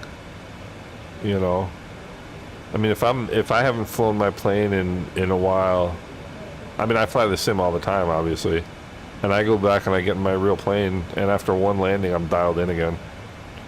You just gotta get the feel in your hands, but it's just super easy nowadays. What's funny is you can use simulators to maintain Enniskillen. Okay. You can use simulators to maintain instrument proficiency, for example, but they are nowhere near as good as this.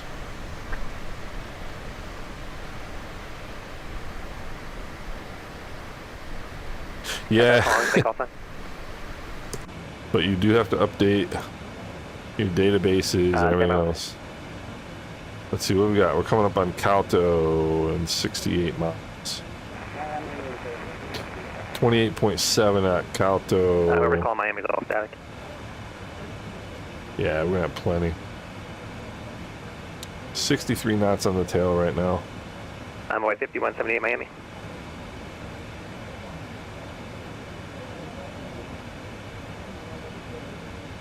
Yeah, just hold on 1 second. I think it's going to be a controller. Just stand by.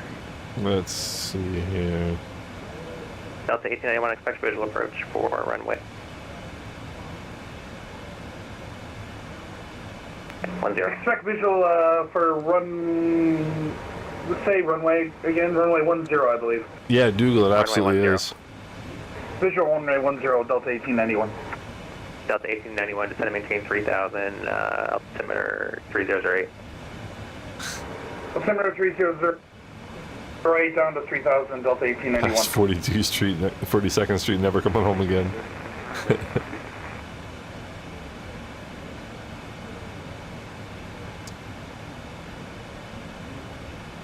Miami Center, KLM 1275. Can I step away for about 3 minutes? Yeah, report back. We'll go. Excuse me, guys, for 1 second. I'll be right back. Got about an hour to go, so I figure I'll take a quick break and be ready for the approach. Be right back, gents.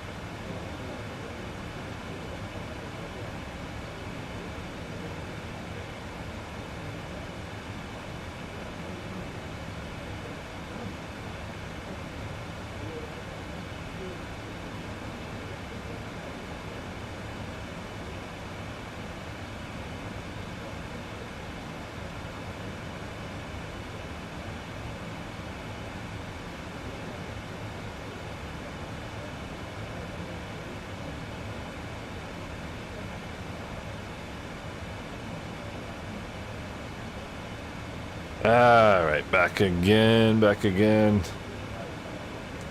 Center, America, KLM 1275, we're back.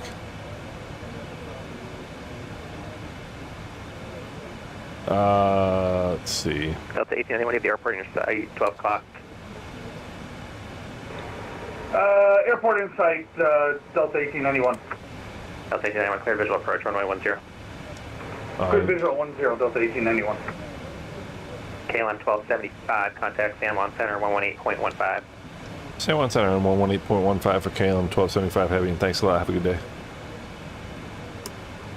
Aircraft on the ground in Freeport, you're going to contact Miami. 1319 Heavy, information structure is not term for Juliana. You can expect RNAV runway 10. Let's see. Expect the 10 approach, 18 Heavy.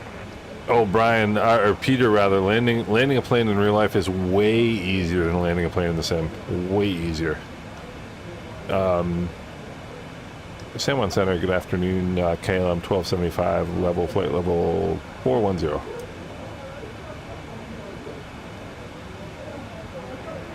KLM 1275 down center, welcome, maintain for 410.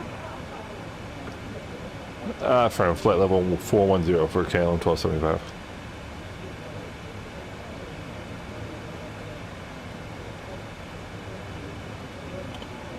Couldn't really hear what he said, so I had to guess, but hopefully I made a good guess. But yeah, landing a real plane is a hell of a lot easier than landing in the sim.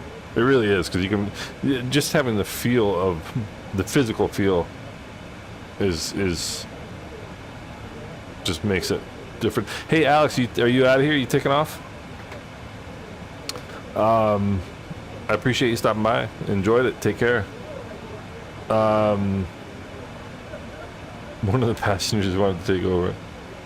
Oh, yeah. I mean, yeah, Vatsim has improved a great deal. Vatsim's great. I love Vatsim. I've got probably 1,700 hours on Vatsim, I think, somewhere around there. And, Hotel India 198, wind 070 degrees, 3 knots, runway 150. Hotel India 198. I love Vatsim. 198, clear to land. Vatsim to me is like, it's 1318 heavy, after Salugo, you can proceed direct Avaki. And after Salugo, direct Avaki, Virgin 18 Heavy. yeah, Vatsim to me is play sim. I mean, that's what I'm always on Vatsim. Always on Vatsim. Hey Alex, I appreciate it. Thank you very much. I really do enjoy having people stop by and getting to know new people. It's awesome. Take care. Enjoy your dinner and have a good evening. Glad to have you with us. Yeah, Brian. So I'm gonna start with I'm gonna start using. There we go. 13 heavy contact. Actually, radar services are terminated.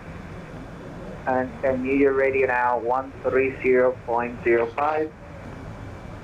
130.05 for Regal 13 heavy. Thank you for the ATC. Have a good night, sir. Yeah, I think I'm gonna start. Excuse me. I'm gonna start using the intentions after this next couple days with the 777. I'm really looking forward to seeing that.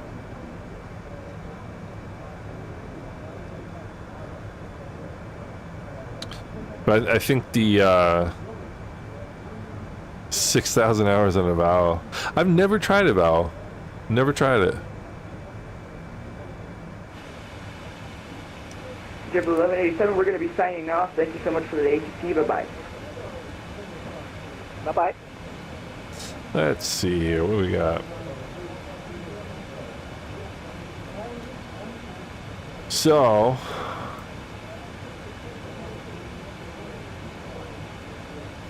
nothing new here. Coming down to Slugo. And then inbound. What do we got? Information Foxtrot from... what time?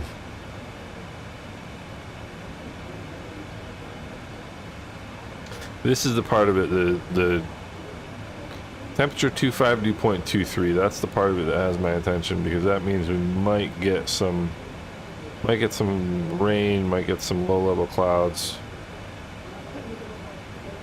And you can see temporary showers. SHRA is showers, rain showers. Information Foxtrot.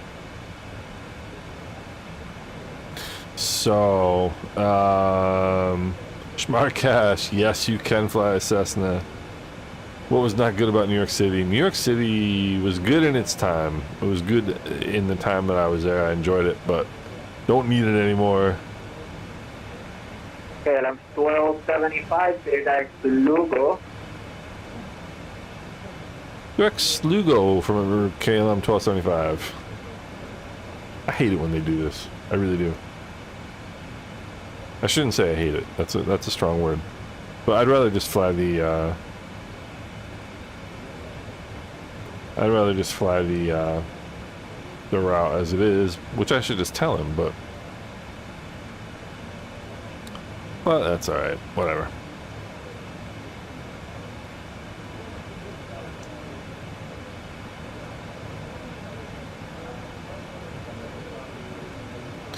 So top of descent then, coming up in 163 miles. The San Tomas altimeter is 29990. They always give you ETA. We got ETA of about 1950 Zulu, so welcome to Juliana, back to runway 10, about 45 minutes. Echo, and parking your choice. About 45 minutes until touchdown. Yeah, Brian, I'm really looking forward to having like good interactive ATC available anywhere. I'm really excited about it. Hotel India 198, backtrack runway 10. Yeah, there are a lot of sharks down here. And parking at your choice. Started 23 years. How Exit to the taxiway Echo. wonder how busy To Echo. Aval is versus Vatsim. Echo Park. You know, one of the things about The Blue 87, you're with me, sir? one of the things about going direct Slugo is that it cuts out all the fun stuff. Oh wait. So what he did,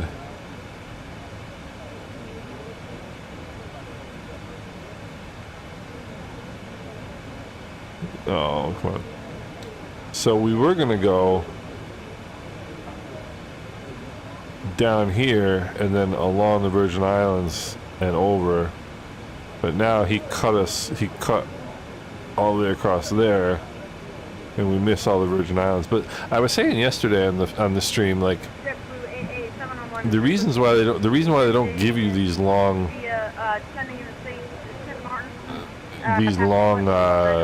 direct twos is because Okay, JetBlue 87, San Juan Center, roger that, sir. Did you connect it on the air? I got a traffic alert for you, sir.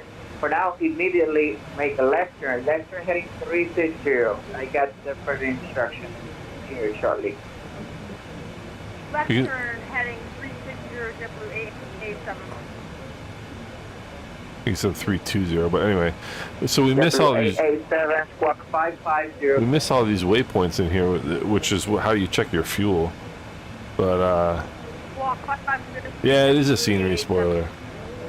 I should have just told him I'd rather fly the. I should have just told him I'd rather fly the path that we had, but whatever. Virgin 197, descent 3000, the Juliana QNH, question, descent maintain 3000, it's the Juliana QNH 1013. Descent maintain 3000, QNH 1013, Virgin 18 Heavy.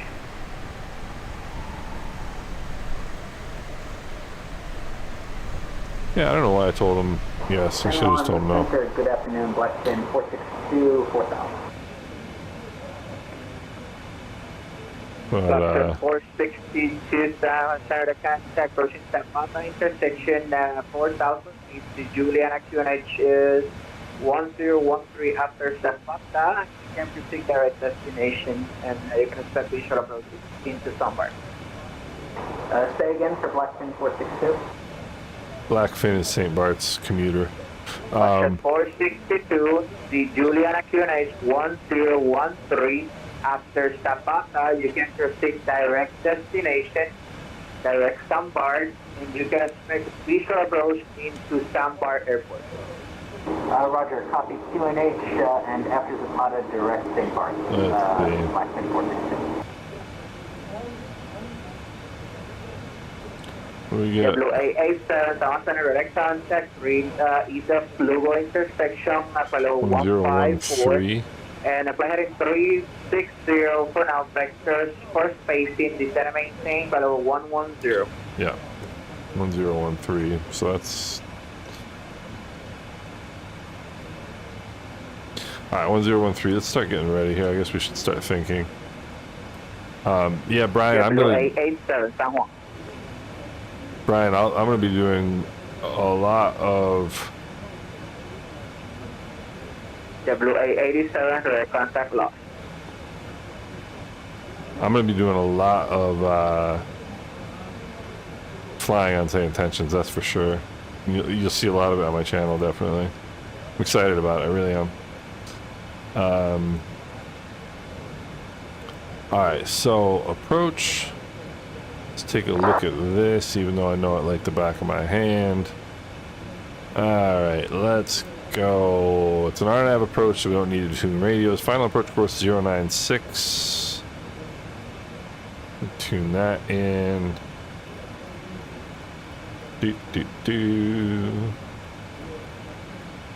Oopsie. 096. Glad little intercept is lesser at 1700. Structure descent to cross Chaka at the maintain 6000. Someone altimeter Minimums are is 700. 2. Whoops. Descend across Shaka at 6,000, altimeter 29902, citation 68 Fox. Yeah, Dougal for sure. I mean, the whole living world concept is just amazing. 462 pilot discretion, descend and maintain 2000. Leo, yeah, he did change the route. They always do this on Vatsim. They love giving you direct twos. I never want them, but they give them to me all the time. And I should have the good sense to tell them I don't want it. Dallas to Cancun. I've never flown into Cancun, I don't think.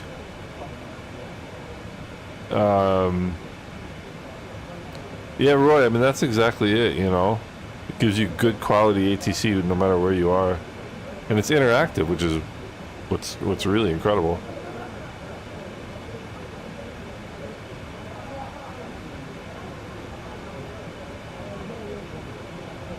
Yeah, Brian, all the feedback is great. I mean, you know Mike Virtue Sim. He loves it. He uses it all the time. He's the one who got me, who really cued me into how good it was. Virgin 18 Heavy, descend 2600 clear, RNAV 10 approach. Descend maintain 2600 clear on RNAV 10 approach, Virgin 18 Heavy. Alright, so airport elevation is 14 feet. That's 0 for you and I. Missed approach, climbing right turn 4000, direct on bed and hold. The hold at on bed is... it's going to be a teardrop, standard holding pattern. So outbound -30 is going to be 110, and then a right-hand turn back inbound. Good. Transition level, flight level 650, which is annoying. Transition level is for landing. Transition altitude is for departing. Don't know why they do that either, but they do. We'll be at Slugo, 30 miles to Avaki, and then inbound. Let's see here. Avaki 2600, 095. Lesser at 17, 096 inbound. 3-degree glide slope. Constant descent final approach. So technically this is a non-precision approach, or legally this is a non-precision approach. We'll be going probably about, what, 135 I would say, so 700 feet a minute. Good. Let's do some calculations here. Let's see here. Number 68 Fox information, whiskey sector. 29.7 minus 24.9 is... We have whiskey and we'll start ILS 8 approach, 68 Fox. 4.8. Oi, math. 383.5, 383.7.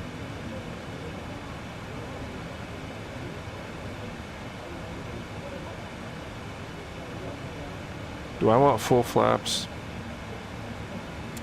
Number 68 Fox. I might want full flaps. I maintain 6,000 vectors to the river. 280 down to 6, 68 Fox. I think I want full flaps.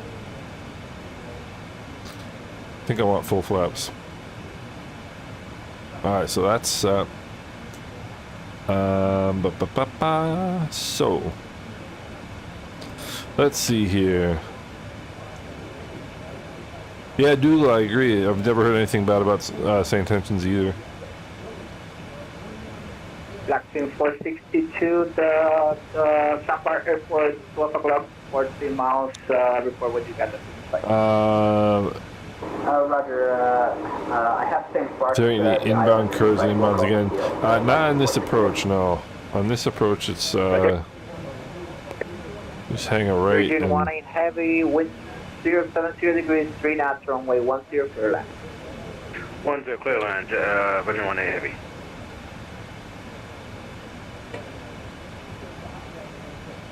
that's cool to hear, Brian. I'm glad to hear that.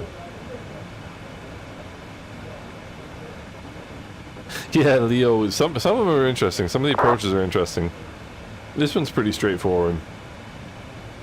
This one is just, we'll be coming in from Slugo right here. Into Slugo and then straight in from Iraqi.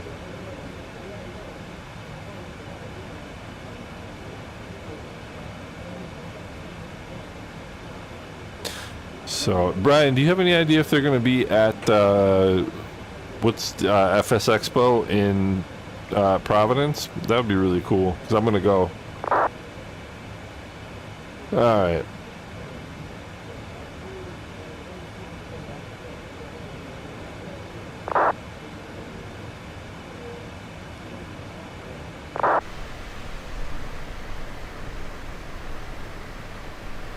God, it's such a beautiful airplane.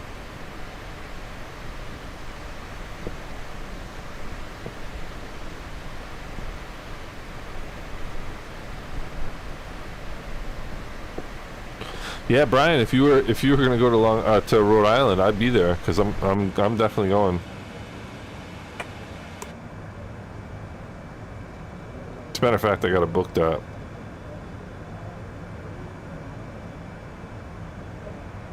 Station, information, Golf is accurate for Juliana, Juliana, QNH 1013. Golf 1013.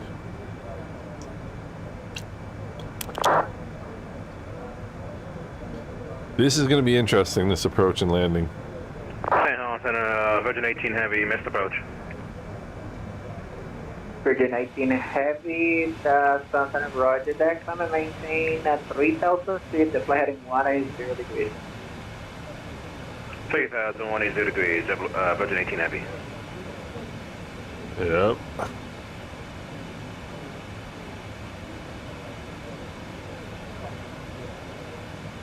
That's the miss that St. Maarten they always give you.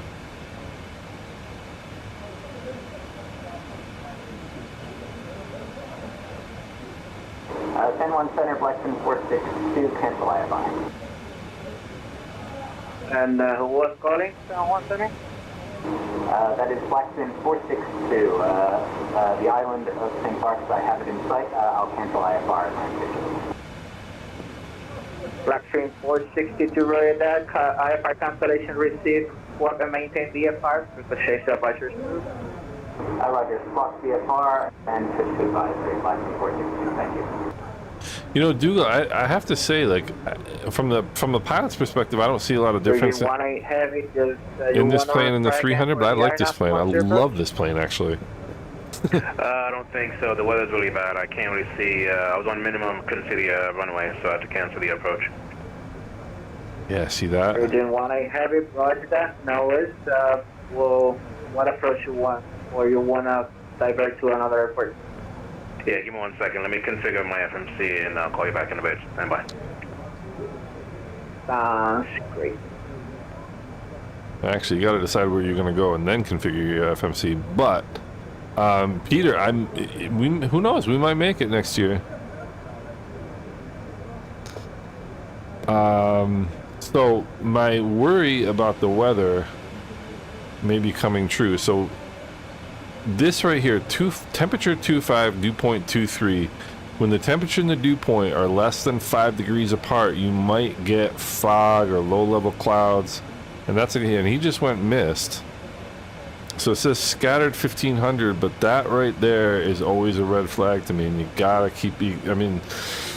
gotta understand weather. Virgin 18 heavy, for now, onto duty cycle, maintain follow 070. Maintain follow 070, Virgin 18 Heavy. So we might get an actual approach here. So I am gonna get myself mentally prepared for that.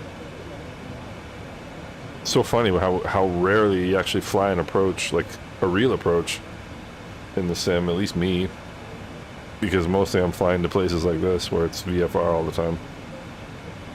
KLM 1275, area of moderate to heavy precipitation, 12 o'clock, 24 miles, area of 10 miles of diameter, advise any deviation. Roger. On the weather, we should be good. I'm above it right now for KLM 1275 heavy.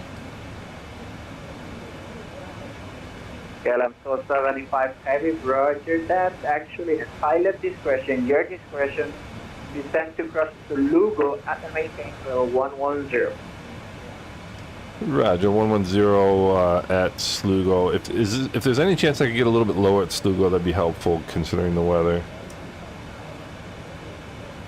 KLM 1275, fortunately for now, I need you 11,000 at Lugo, sir. That should be great. If I can give you vector for lower once you get the Juliana TMA, but for now, since that airspace is another one, if another controller gets in, I need you at 11,000, correction, at flight level 110 at Lugo. Roger. So cross Lugo at 11,000 for KLM 1275 heavy. He said 12,000, but 12,000. Yeah, sorry about that, sir. Many pilots said that because I know the chart says 26, version 2600, but yeah. Because of situation here with airspace, we usually basically join the airspace at 110 on those points.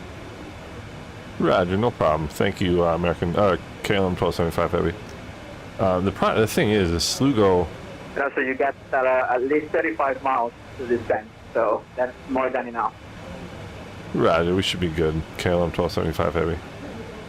The problem is it's easy to say it should be good when you're sitting in the ATC seat. Virgin 18 Heavy. I mean, it's only 31 miles. Virgin 18 Heavy, San to Juan. lose 270 and stay with 9,000 feet. That's 270. I think we're going to divert to Guadalupe, if that's possible for you. it's not ideal. Say the code for that. Stand by. Code is Tango Foxtrot Foxtrot Romeo, TFFR. Yep, it is.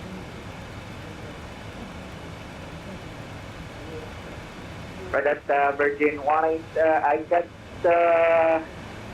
actually flight is 270, and you can expect your IFR clearance. Let's see here, Shortly Slugo. here. Let me coordinate with the other airspace. No worries. Flight heading 270, Virgin 18 Heavy. All right. Let's see here. Yeah, when the Cyberdome exactly, when the temperature and the dew point are that close together, that's always a red flag.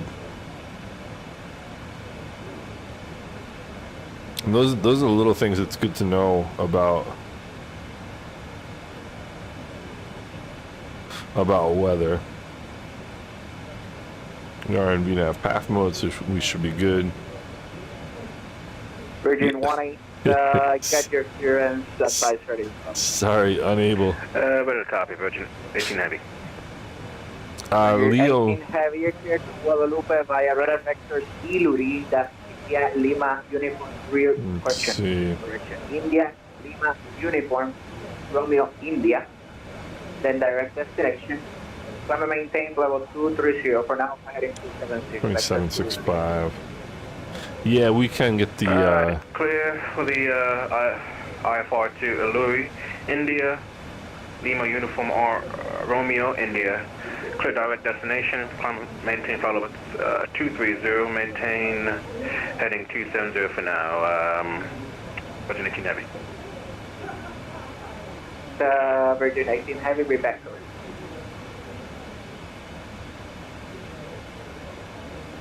Alright. Yeah, it's just it seems easy when you're looking at the numbers as a controller, but when you're flying the airplane, that's a short distance to lose 9,000 feet, in my opinion. Plus the problem is that you're trying to go down and slow down at the same time, which is never, in an airplane like this, is never ideal.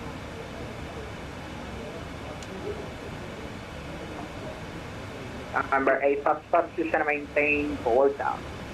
Down to 4, 68 Fox. Never ideal, going down and slowing down at the same time. Let me see here what kind of traffic we've got inbound. Tron 1 sent Caribbean 457 information. Golf requested IFR clearance. Virgin 1, you're not clear that Hillary, sir. At this time, gliding 270, those will be vectors to Hillary. Gliding 270 now. Vectors for climb and for Hillary. You're not clear to Hillary at this time. My apologies. Flight heading 270, Virgin 18. Yeah, there's like 1,000 planes going into into Guadalupe right now. Ariana 457, San Juan Center. You are clear to Tango Papa Airport via radar vectors Zapata. Flight plan route. Initial climb follow 150, squawk 7322. Brian, that's Caribbean 457 is cleared. Tango Papa. Radar vector. Zapata. that is Time and maintain flight level 150, squawk 7322. that is PFFJ. That's a great one. The ones I always fly to are these. Number 6 Fox, turn 5 degrees to the right, please. Right 5 degrees, 68 Fox. Certainly doesn't look like it's going to be nasty weather, but I mean,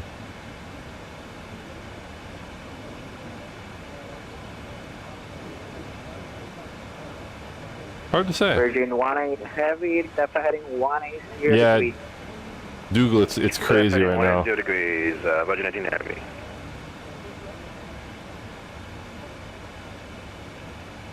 It's crazy the amount of traffic. But Guadalupe is such a great. Oh, they're actually all going to. Well, a lot of them are going to Guadalupe. A ton of them are going to Guadalupe.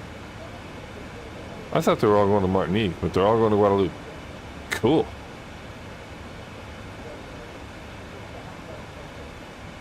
Uh, 2,600 pilots in the air. Wow.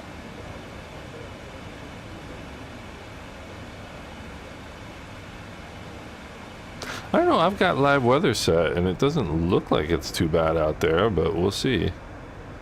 Can be very like local, very localized in the islands. You know. Whoever's sitting in this seat doesn't care. They're just chilling.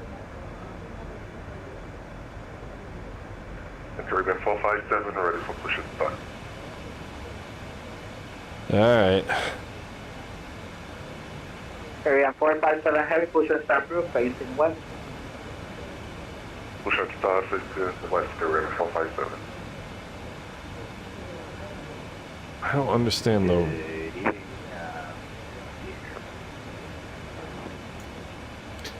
Check the SJU center is November Foxtrot 1 November Romeo. I don't see any wet. I mean, hard to say. Just check your mic, sir. There was like 3 by 5 there. Okay. Friend just flew into St. Lucia. Oh, absolutely, St. Lucia. That what is that? There's 2 airports in St. Lucia, and that one of them's, they're actually both very cool. What is it? Is it TLCA? And And November 8 Fox, turn right, TLPL. 010. Right 010, 68 Fox. That is probably this one. That's a great airport.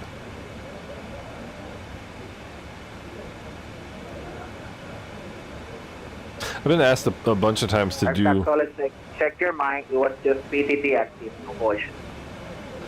I've been asked a couple times to do a video of the different airports I like in the Caribbean. I should do that because there's so many good ones. There's the British Virgin Islands right there. Virgin 18, climb maintain for level 240. The next sector wants you to fly level 240. Climb maintain for level 240, Virgin 18 Heavy.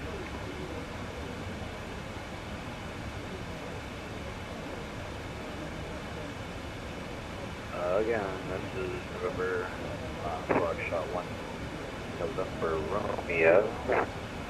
Looking to taxi to Romeo 10, we're not here. Tango India. I don't know, I don't see any clouds out there. It should be straight out ahead of us, but... North to Tango India Sierra Tango. Number 68 Foxtrot 3 miles from Western. Turn right heading 050, maintain 4,000 for the established clear ILS. Separation from ILS 1. I love this view. Right 050, maintaining 4,000 till established, clear the ILS runway 8 approach. Citation 68 Fox. November Foxtrot 1, November Romeo, Roger, the question descent currently, altimeter 291, runway 10, taxiing via Alpha. Taxi via Alpha, World Spain via Far Bravo. You want BFR 5 following? Yeah, we're just going direct to Tango India Sierra Tango. He's going to St. Thomas. Number 1, November Romeo, that's 15540. 5740.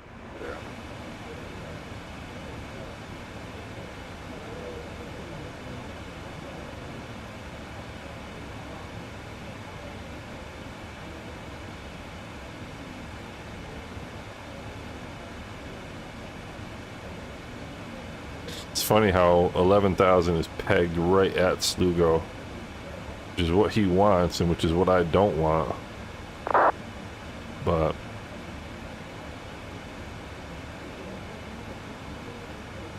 yeah, that's Brian, that's Tango Lima Papa Lima. Great airport. Good afternoon, Delta 405. It's with you, Bravo 190, 5.2 miles south of Mela. He's got his kid in the background.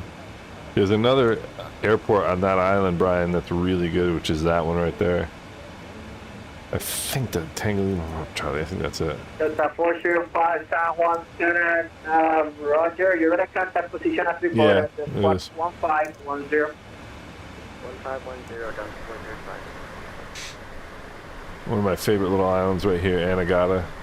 Delta 405, That's the British Virgin Islands right here. That is, whoopsie. Got Virgin Gorda right here. Portola, one of the best airports in the Caribbean right there. Delta 405, rear contact position as reported for level 190, thank you. I don't see any weather out ahead of us. Virgin 18, I don't know if you're already there, but clear direct Iluri. Direct Hillary, Virgin 18 Heavy. Caribbean 457 ready. Fox, wind 070 at 9 runway 10, correction runway 8, clear left. 8 clear to land, San Juan, 68 Fox. Alright, looks awfully clear. Information, go to tanker for Juliana. Juliana, could you expect RNAV runway 10? Is that for KLM 1275 Heavy? Caribbean 457 ready for taxi. KLM 1275, information Golf is accurate for okay, yeah. Juliana. You can expect RNAV runway 10 approach. Information Golf at Juliana and expect runway 10 RNAV approach for KLM 1275 Heavy. Thank you. I keep pressing the wrong button.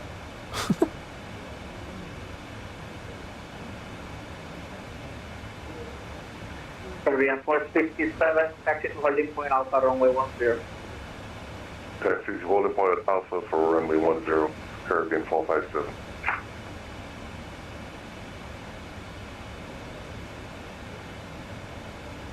Alright.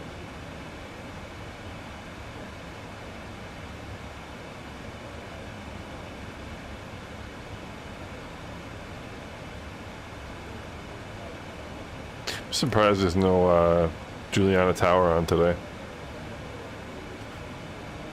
Dreamliner from Gatwick, that's a great flight. That's a long flight.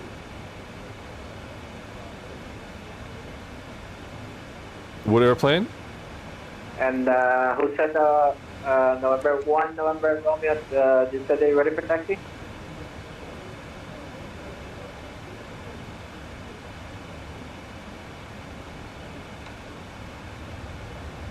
Throw out the speed brakes here, gotta slow down a little bit.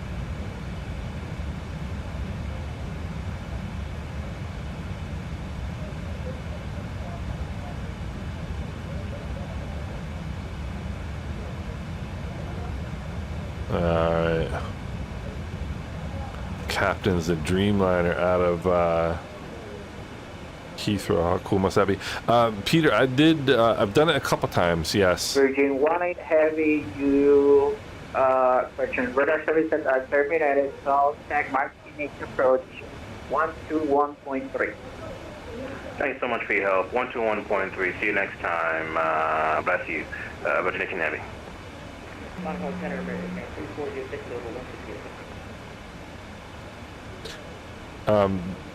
Peter, I did it from Dallas to Atlanta, or Atlanta to Dallas rather, with the Pimax. United 328. It was great. I mean, it's clear as a bell out here. I don't know how, unless he's got different weather. 6 Dallas Center Squawk 6736. Good day, this is United 328, directing my other rate, currently climbing 22,000. United 328, Dallas Center Squawk 1002. Squawk 1012, United 328. 1002, 1002. 1002, United 328. 2406, contact 22 north of Schuma intersection close. We'll go check this here. Alright, descent. Caribbean 457, ready for departure, runway 10. Recall. Caribbean 457, departure heading 180 degrees, wind 030 degrees, 4 knots, runway 10 clear for takeoff. Landing data is after set. Departure, runway, Approach briefing completed. 10, set for takeoff runway 10, Caribbean Airlines 457. Altimeters are ready to go. United 328, ready contact 10 west of Mela intersection, level 205, climbing 310. Clemente 310, United 2. 5 flights to get to Norway, that's crazy. Yeah, Cybernami, I'm saying. Pretty sure that's for me, but is it fine if we climb to 22,000 feet? Say again? Can we climb 22,000 feet instead of 3,100? United 328, climbing tempo 220. Clemente 220, thank you so much, United 2. Yeah, there's no weather out here. Peter, yeah, we can do that. San Juan, citation 68 Fox, clear at 8 Sierra 5, taxi to aviation services. Number 8 Fox, taxi That's ahead crazy, November Ryan. to the parking with me, thank you. November, have a great day, 8 Fox. Trying to control the speed with the speed brakes here.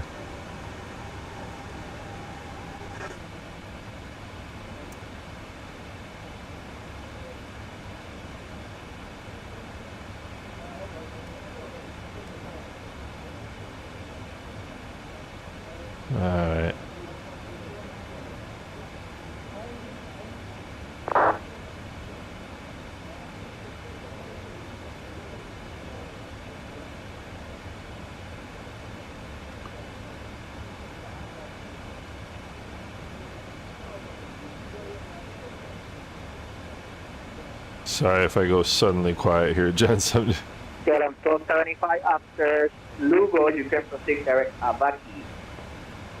After Slugo, direct to Vaki for KLM 1275 heavy, and am I cleared to descend after Slugo? After Lugo, I can give you lower, sir. Roger, KLM 1275 heavy.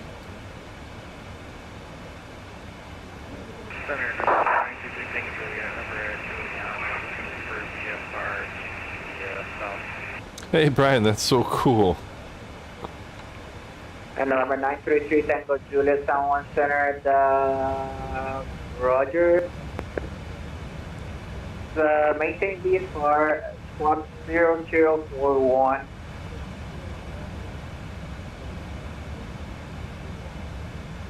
Maintain VFR, squawk 0041. And we're ready to attack. And number 933, Tango Juliet, Charlie, intersection departure should be good for you. Yeah, that's totally fine for 923 Tango Juliet. Alright. Number 922, Tango Juliet, taxi to holding point Charlie, runway 10. Alright. Holding point Charlie, our holding point Charlie, Kilo. Is that correct for Tango Juliet? That's what we were talking about earlier, Brian. Down Saturday, contact the altitude. Is the people you meet in flight sim is just awesome. 50. So I know I have live weather turned on, but there's no weather out here at all. But the Virgin 18, he had to go missed. 457, Roger, 719, flight level 390, and yeah, continue 180 degrees from heading for now. Climb and maintain flight level 390, maintain 180, Caribbean 457.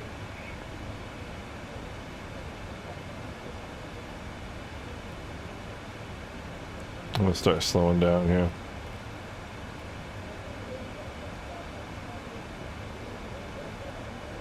It's gonna start slowing anyway because we got 5 miles before we get to Slugo, but it's gonna level off.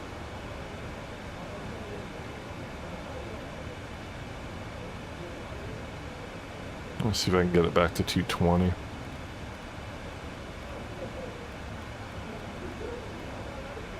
United 2406, contact Miami Oceanic on, let's see.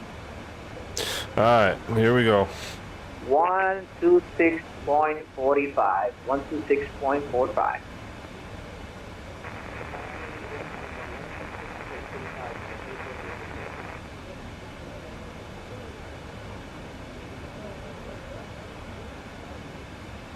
Wish he would give me the altitude right now so I know what I get to go down to, but we'll see. 933 Tango Juliet, squawk 0041, and advise ready for takeoff. Because now I'm crossing Slugo and I'm still not descending, which is annoying. KLM 1275, descend and maintain 3000 feet, Juliana QNH 1013. So I maintain 3000, QNH 1013, KLM 1275 heavy.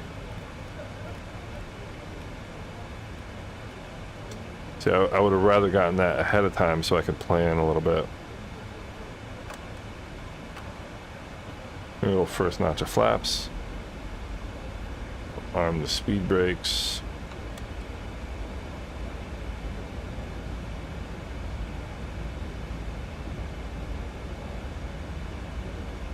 Once we get about 10 from a vacuum, I'll arm the approach. There is Anguilla, the most beautiful place in the world.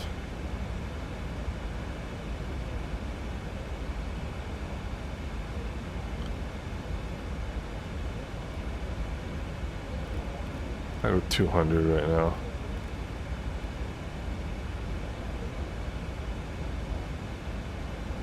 Alright, this is making me happier.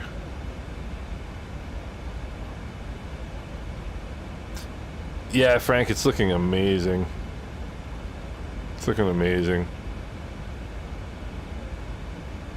Yeah, well, I mean, after now that I have this plane in 2020, or in 2024 rather, I'm good. You know, I don't need to. The only thing I do Flight Sim 2020 for like performance testing and stuff like that. I need to do that for my channel, but That's it nowadays. Caribbean 457, FedEx Zapata. Direct Zapata, Caribbean 457. I guess we're not doing too bad.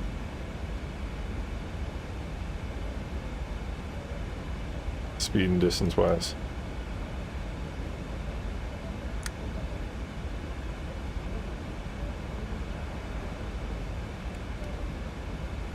Alright. I take it back, Mr. Controller. I take back all the things I said about you.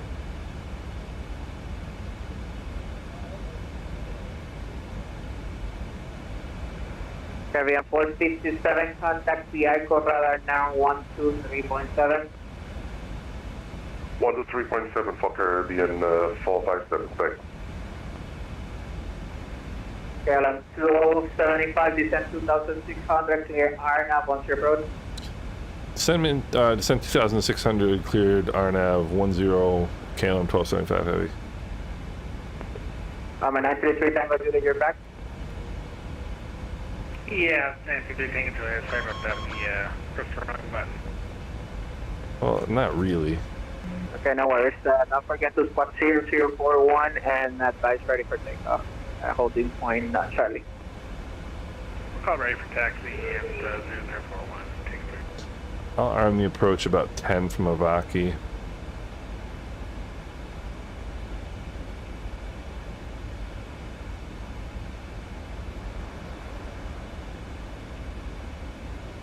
And Avaki's 10 miles, so...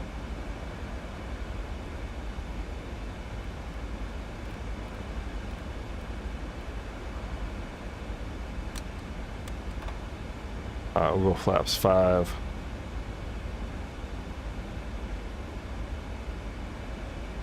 Minimums are 700. Let's see here. Oopsie. Plane's moving around. Alright, minimums are 700. I'm going to set this down to 17, which is glide slope intercept. We should get that before.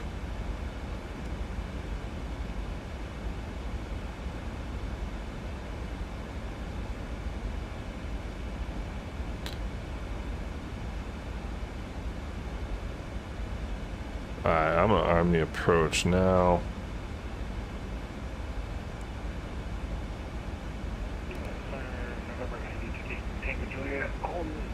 Alright, speed's starting to walk back.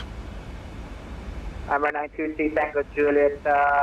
Departure maintain VFR, proceed on course. Winds are correction 0 to 0 degrees 4 knots, runway 10 clear for takeoff.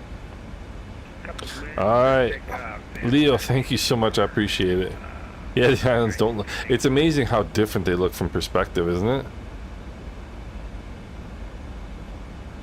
It really is.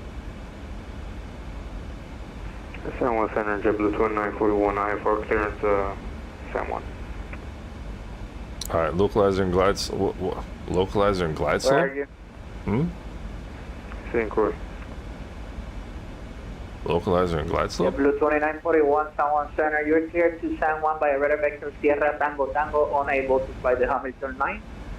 Radar vector Sierra Tango Tango, on departure climb maintain 6,000, you can expect 16,000, 10 minutes, departing with me, squawk 5476. It's kind of a little unusual. Clear to San Juan via Sierra Tango Tango, climb 6,000, expect 10 minutes after departure, which you squawk 5476. I don't know why localizer and glide slope are in the backup when I'm flying an RNAV approach, but this thing must know better than me.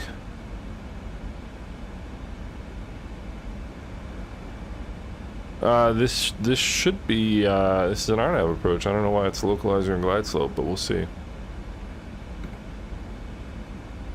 I mean, the waypoints on the ILS are this. No, there is no ILS, but the waypoints on the VOR approach are the same. Got the reback. JetBlue 2941, sorry about that. Yes, you reback correct that by ready for the crew. Actually, push aside the depression into the wrap at for taxi, expect runway 10. The tank Royal Sisters 299er 1. Alright. Boy, it's looking good. But see, like those water swirls, I think just look awesome.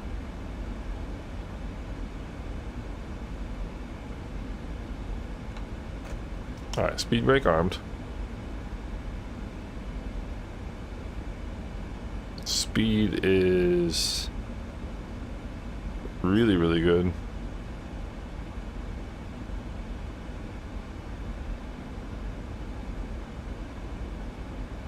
I don't know why I'm being shy about using max auto brake. So I want to put this thing on the ground and stop it. Like big time.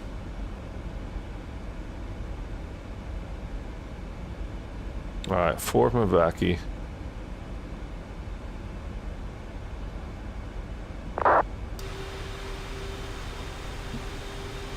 The islands just look so beautiful.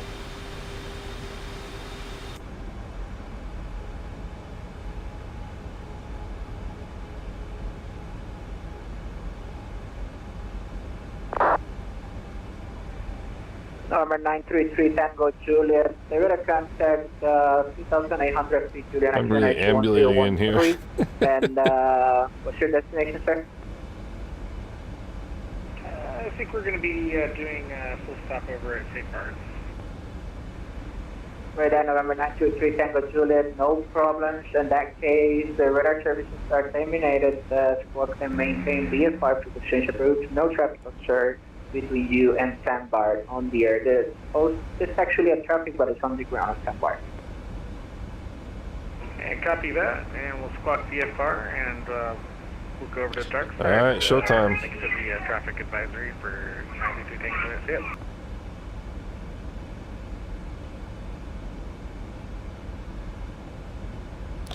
Turning final. We'll go gear down. Flaps 20. Bring the speed back to 159 or 149 rather.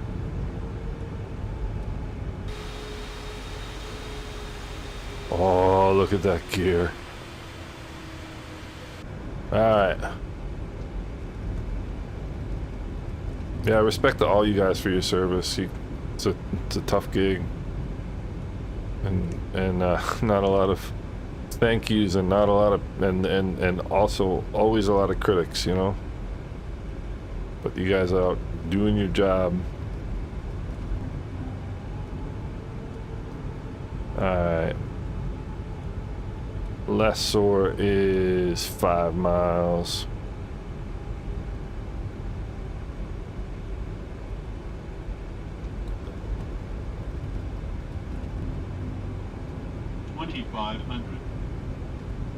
Alright, once I hit 5 miles, I'll go full flaps and VREF. Okay, Captain Hughes, what's going on? Andrew, how you doing? Good to see you. 777 at St. Maarten there, Captain Hughes.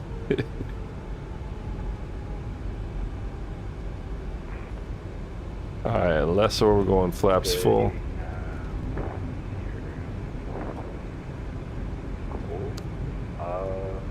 Alright, we'll dial this back 134. Or no, excuse me, 129 is VREF. I'm going full flaps.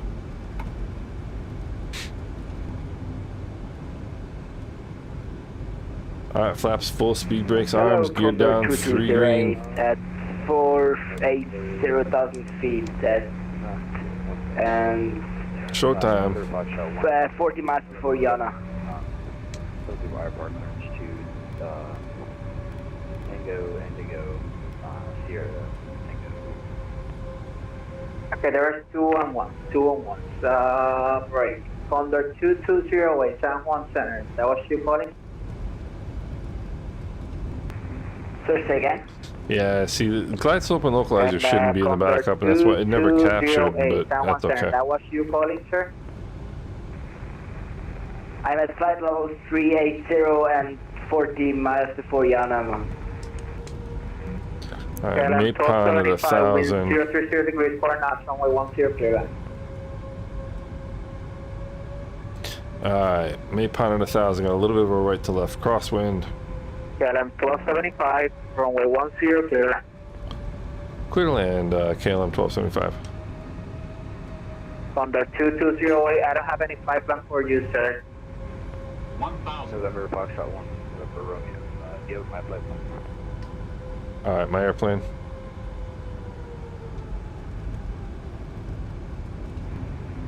Thunder 2208, someone center. Yeah, Condor 2208, sorry, it's my probability 286. 100.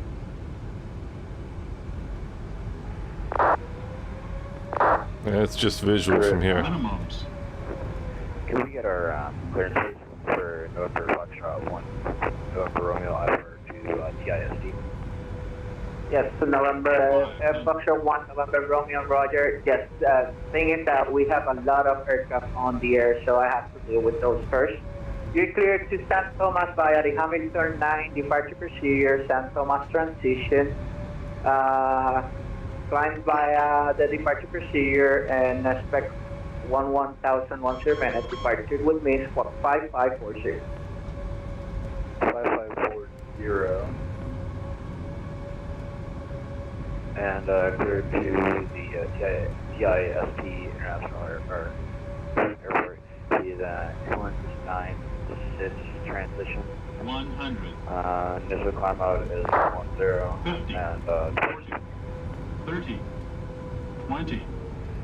10. Number 1 November Romeo, Rebecca, correct advisory for That one wasn't too bad right there. And you said my squawk was 5140. That wasn't too bad right there. Hello, Condor 2208. Captain Hughes, that was, man, almost as good as you do it, brother. Almost as good as you do it, brother. That was actually, I was actually pretty pleased with that. That is easily the best 777 landing I've ever made. Easily the best 777 landing I've ever made. So. Alright. Yep, actually, sorry about that. I got a problem here. November 1 November Romeo, yeah, 5543 on the spot.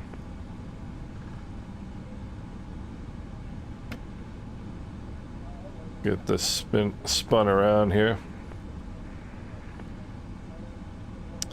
And yeah, that wasn't so bad. KLM 1275 Heavy, welcome to Juliana, backtrack runway 10, back 8 on Charlie, taxi to the parking, your discretion.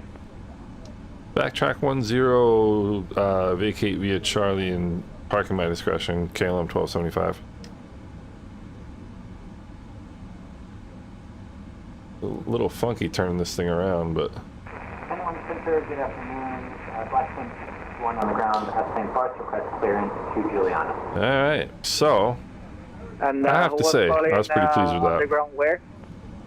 Let's see. On the ground at St. Bart's.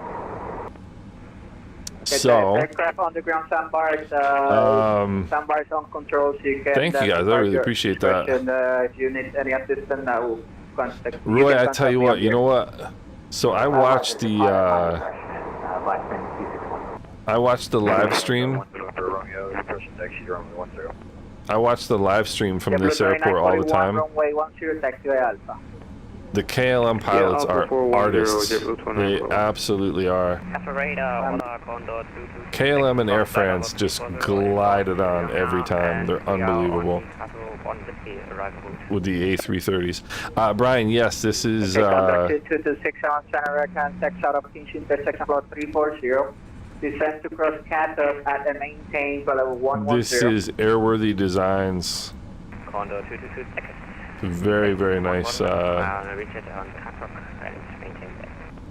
No. 100, sorry about that. Descend to cross Takeoff at level 110. Condor 2226, sorry, 100. November 1 November Romeo, Condor 220, request descent. JetBlue Air 320, runway 10, taxi via Alpha, caution wait, jet lag. All right. When we were in St. Martin in 2021, we stayed right here. This hotel right here is great. Mary's Boone, really nice hotel. But yeah, this is Airworthy Designs, Princess Juliana. They did a really nice job in this airport.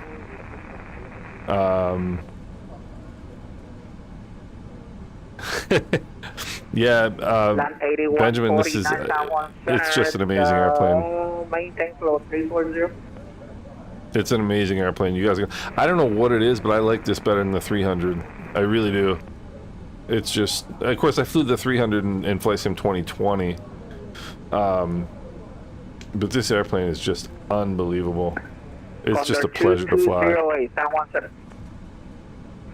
Condor 208, request descent. This is one of the nicest beaches on the island right here. Simpson Bay.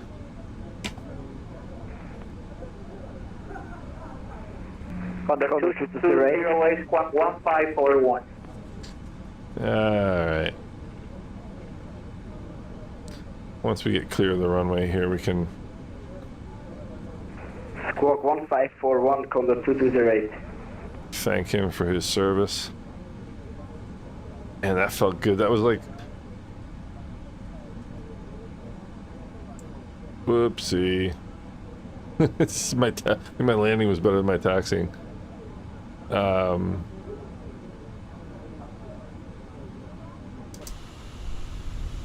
These are great places to watch airplanes come in and land. It's fantastic. San Juan Center, November Delta Golf 3, November request. We'll take Alpha 2 today. St. Thomas. Let's go. We'll turn that off. Turn this on. Strobe off. San Juan Center. Yeah, I got you. Gate is Alpha 3, actually. It's my favorite gate. Following through your flight. Repeat that. You said, do I want what? You want flight following for your flight. Almost took off the wingtip right there. I guess I could take the flight following, but I got it. I already got it in my GPS already.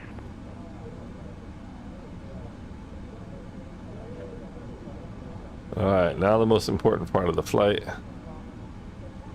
San Center to Evelyn, American 967, cruising to 0350.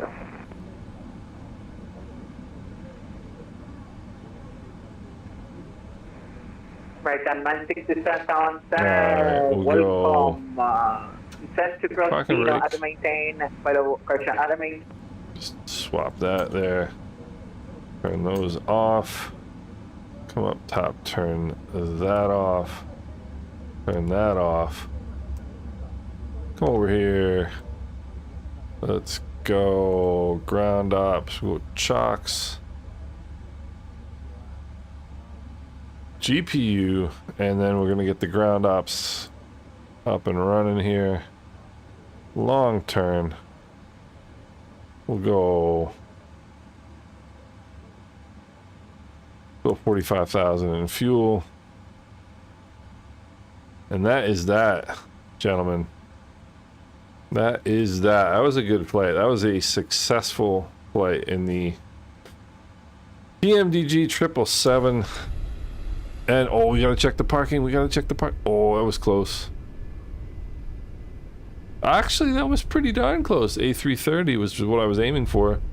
Just a little bit off to the side, but other than that, not too bad.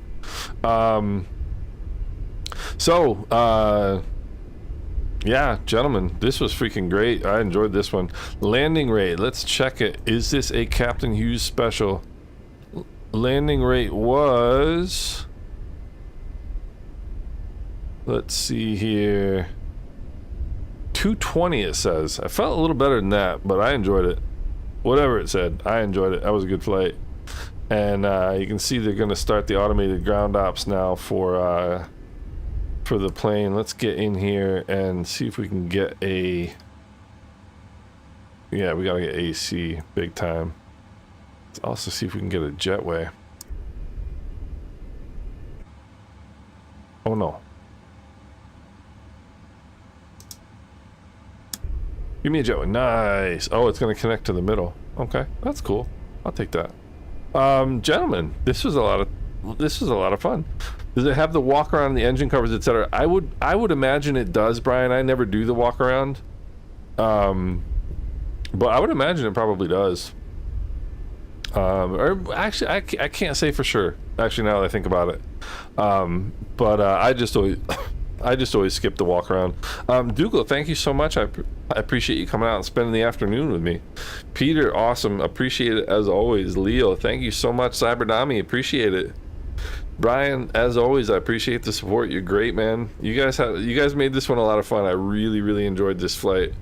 And Roy, thanks for coming out. Appreciate it. And Sheb, thank you as well. You guys make it so much fun for me. Like I always say, if it wasn't for you guys, I'd just be sitting here talking to myself, and that would be weird. So, you know, thanks so much. Aircraft selection screen. Yes, I can do that. So I'm good to go. This is done. So let's go back to the main menu. I'll show you the couple of different... Hey, Dougal, take it easy. Thanks a lot for coming out. I hope to see you again. Let me see. So if we go here into free flight, and we've got... So I've got right now this one loaded, obviously.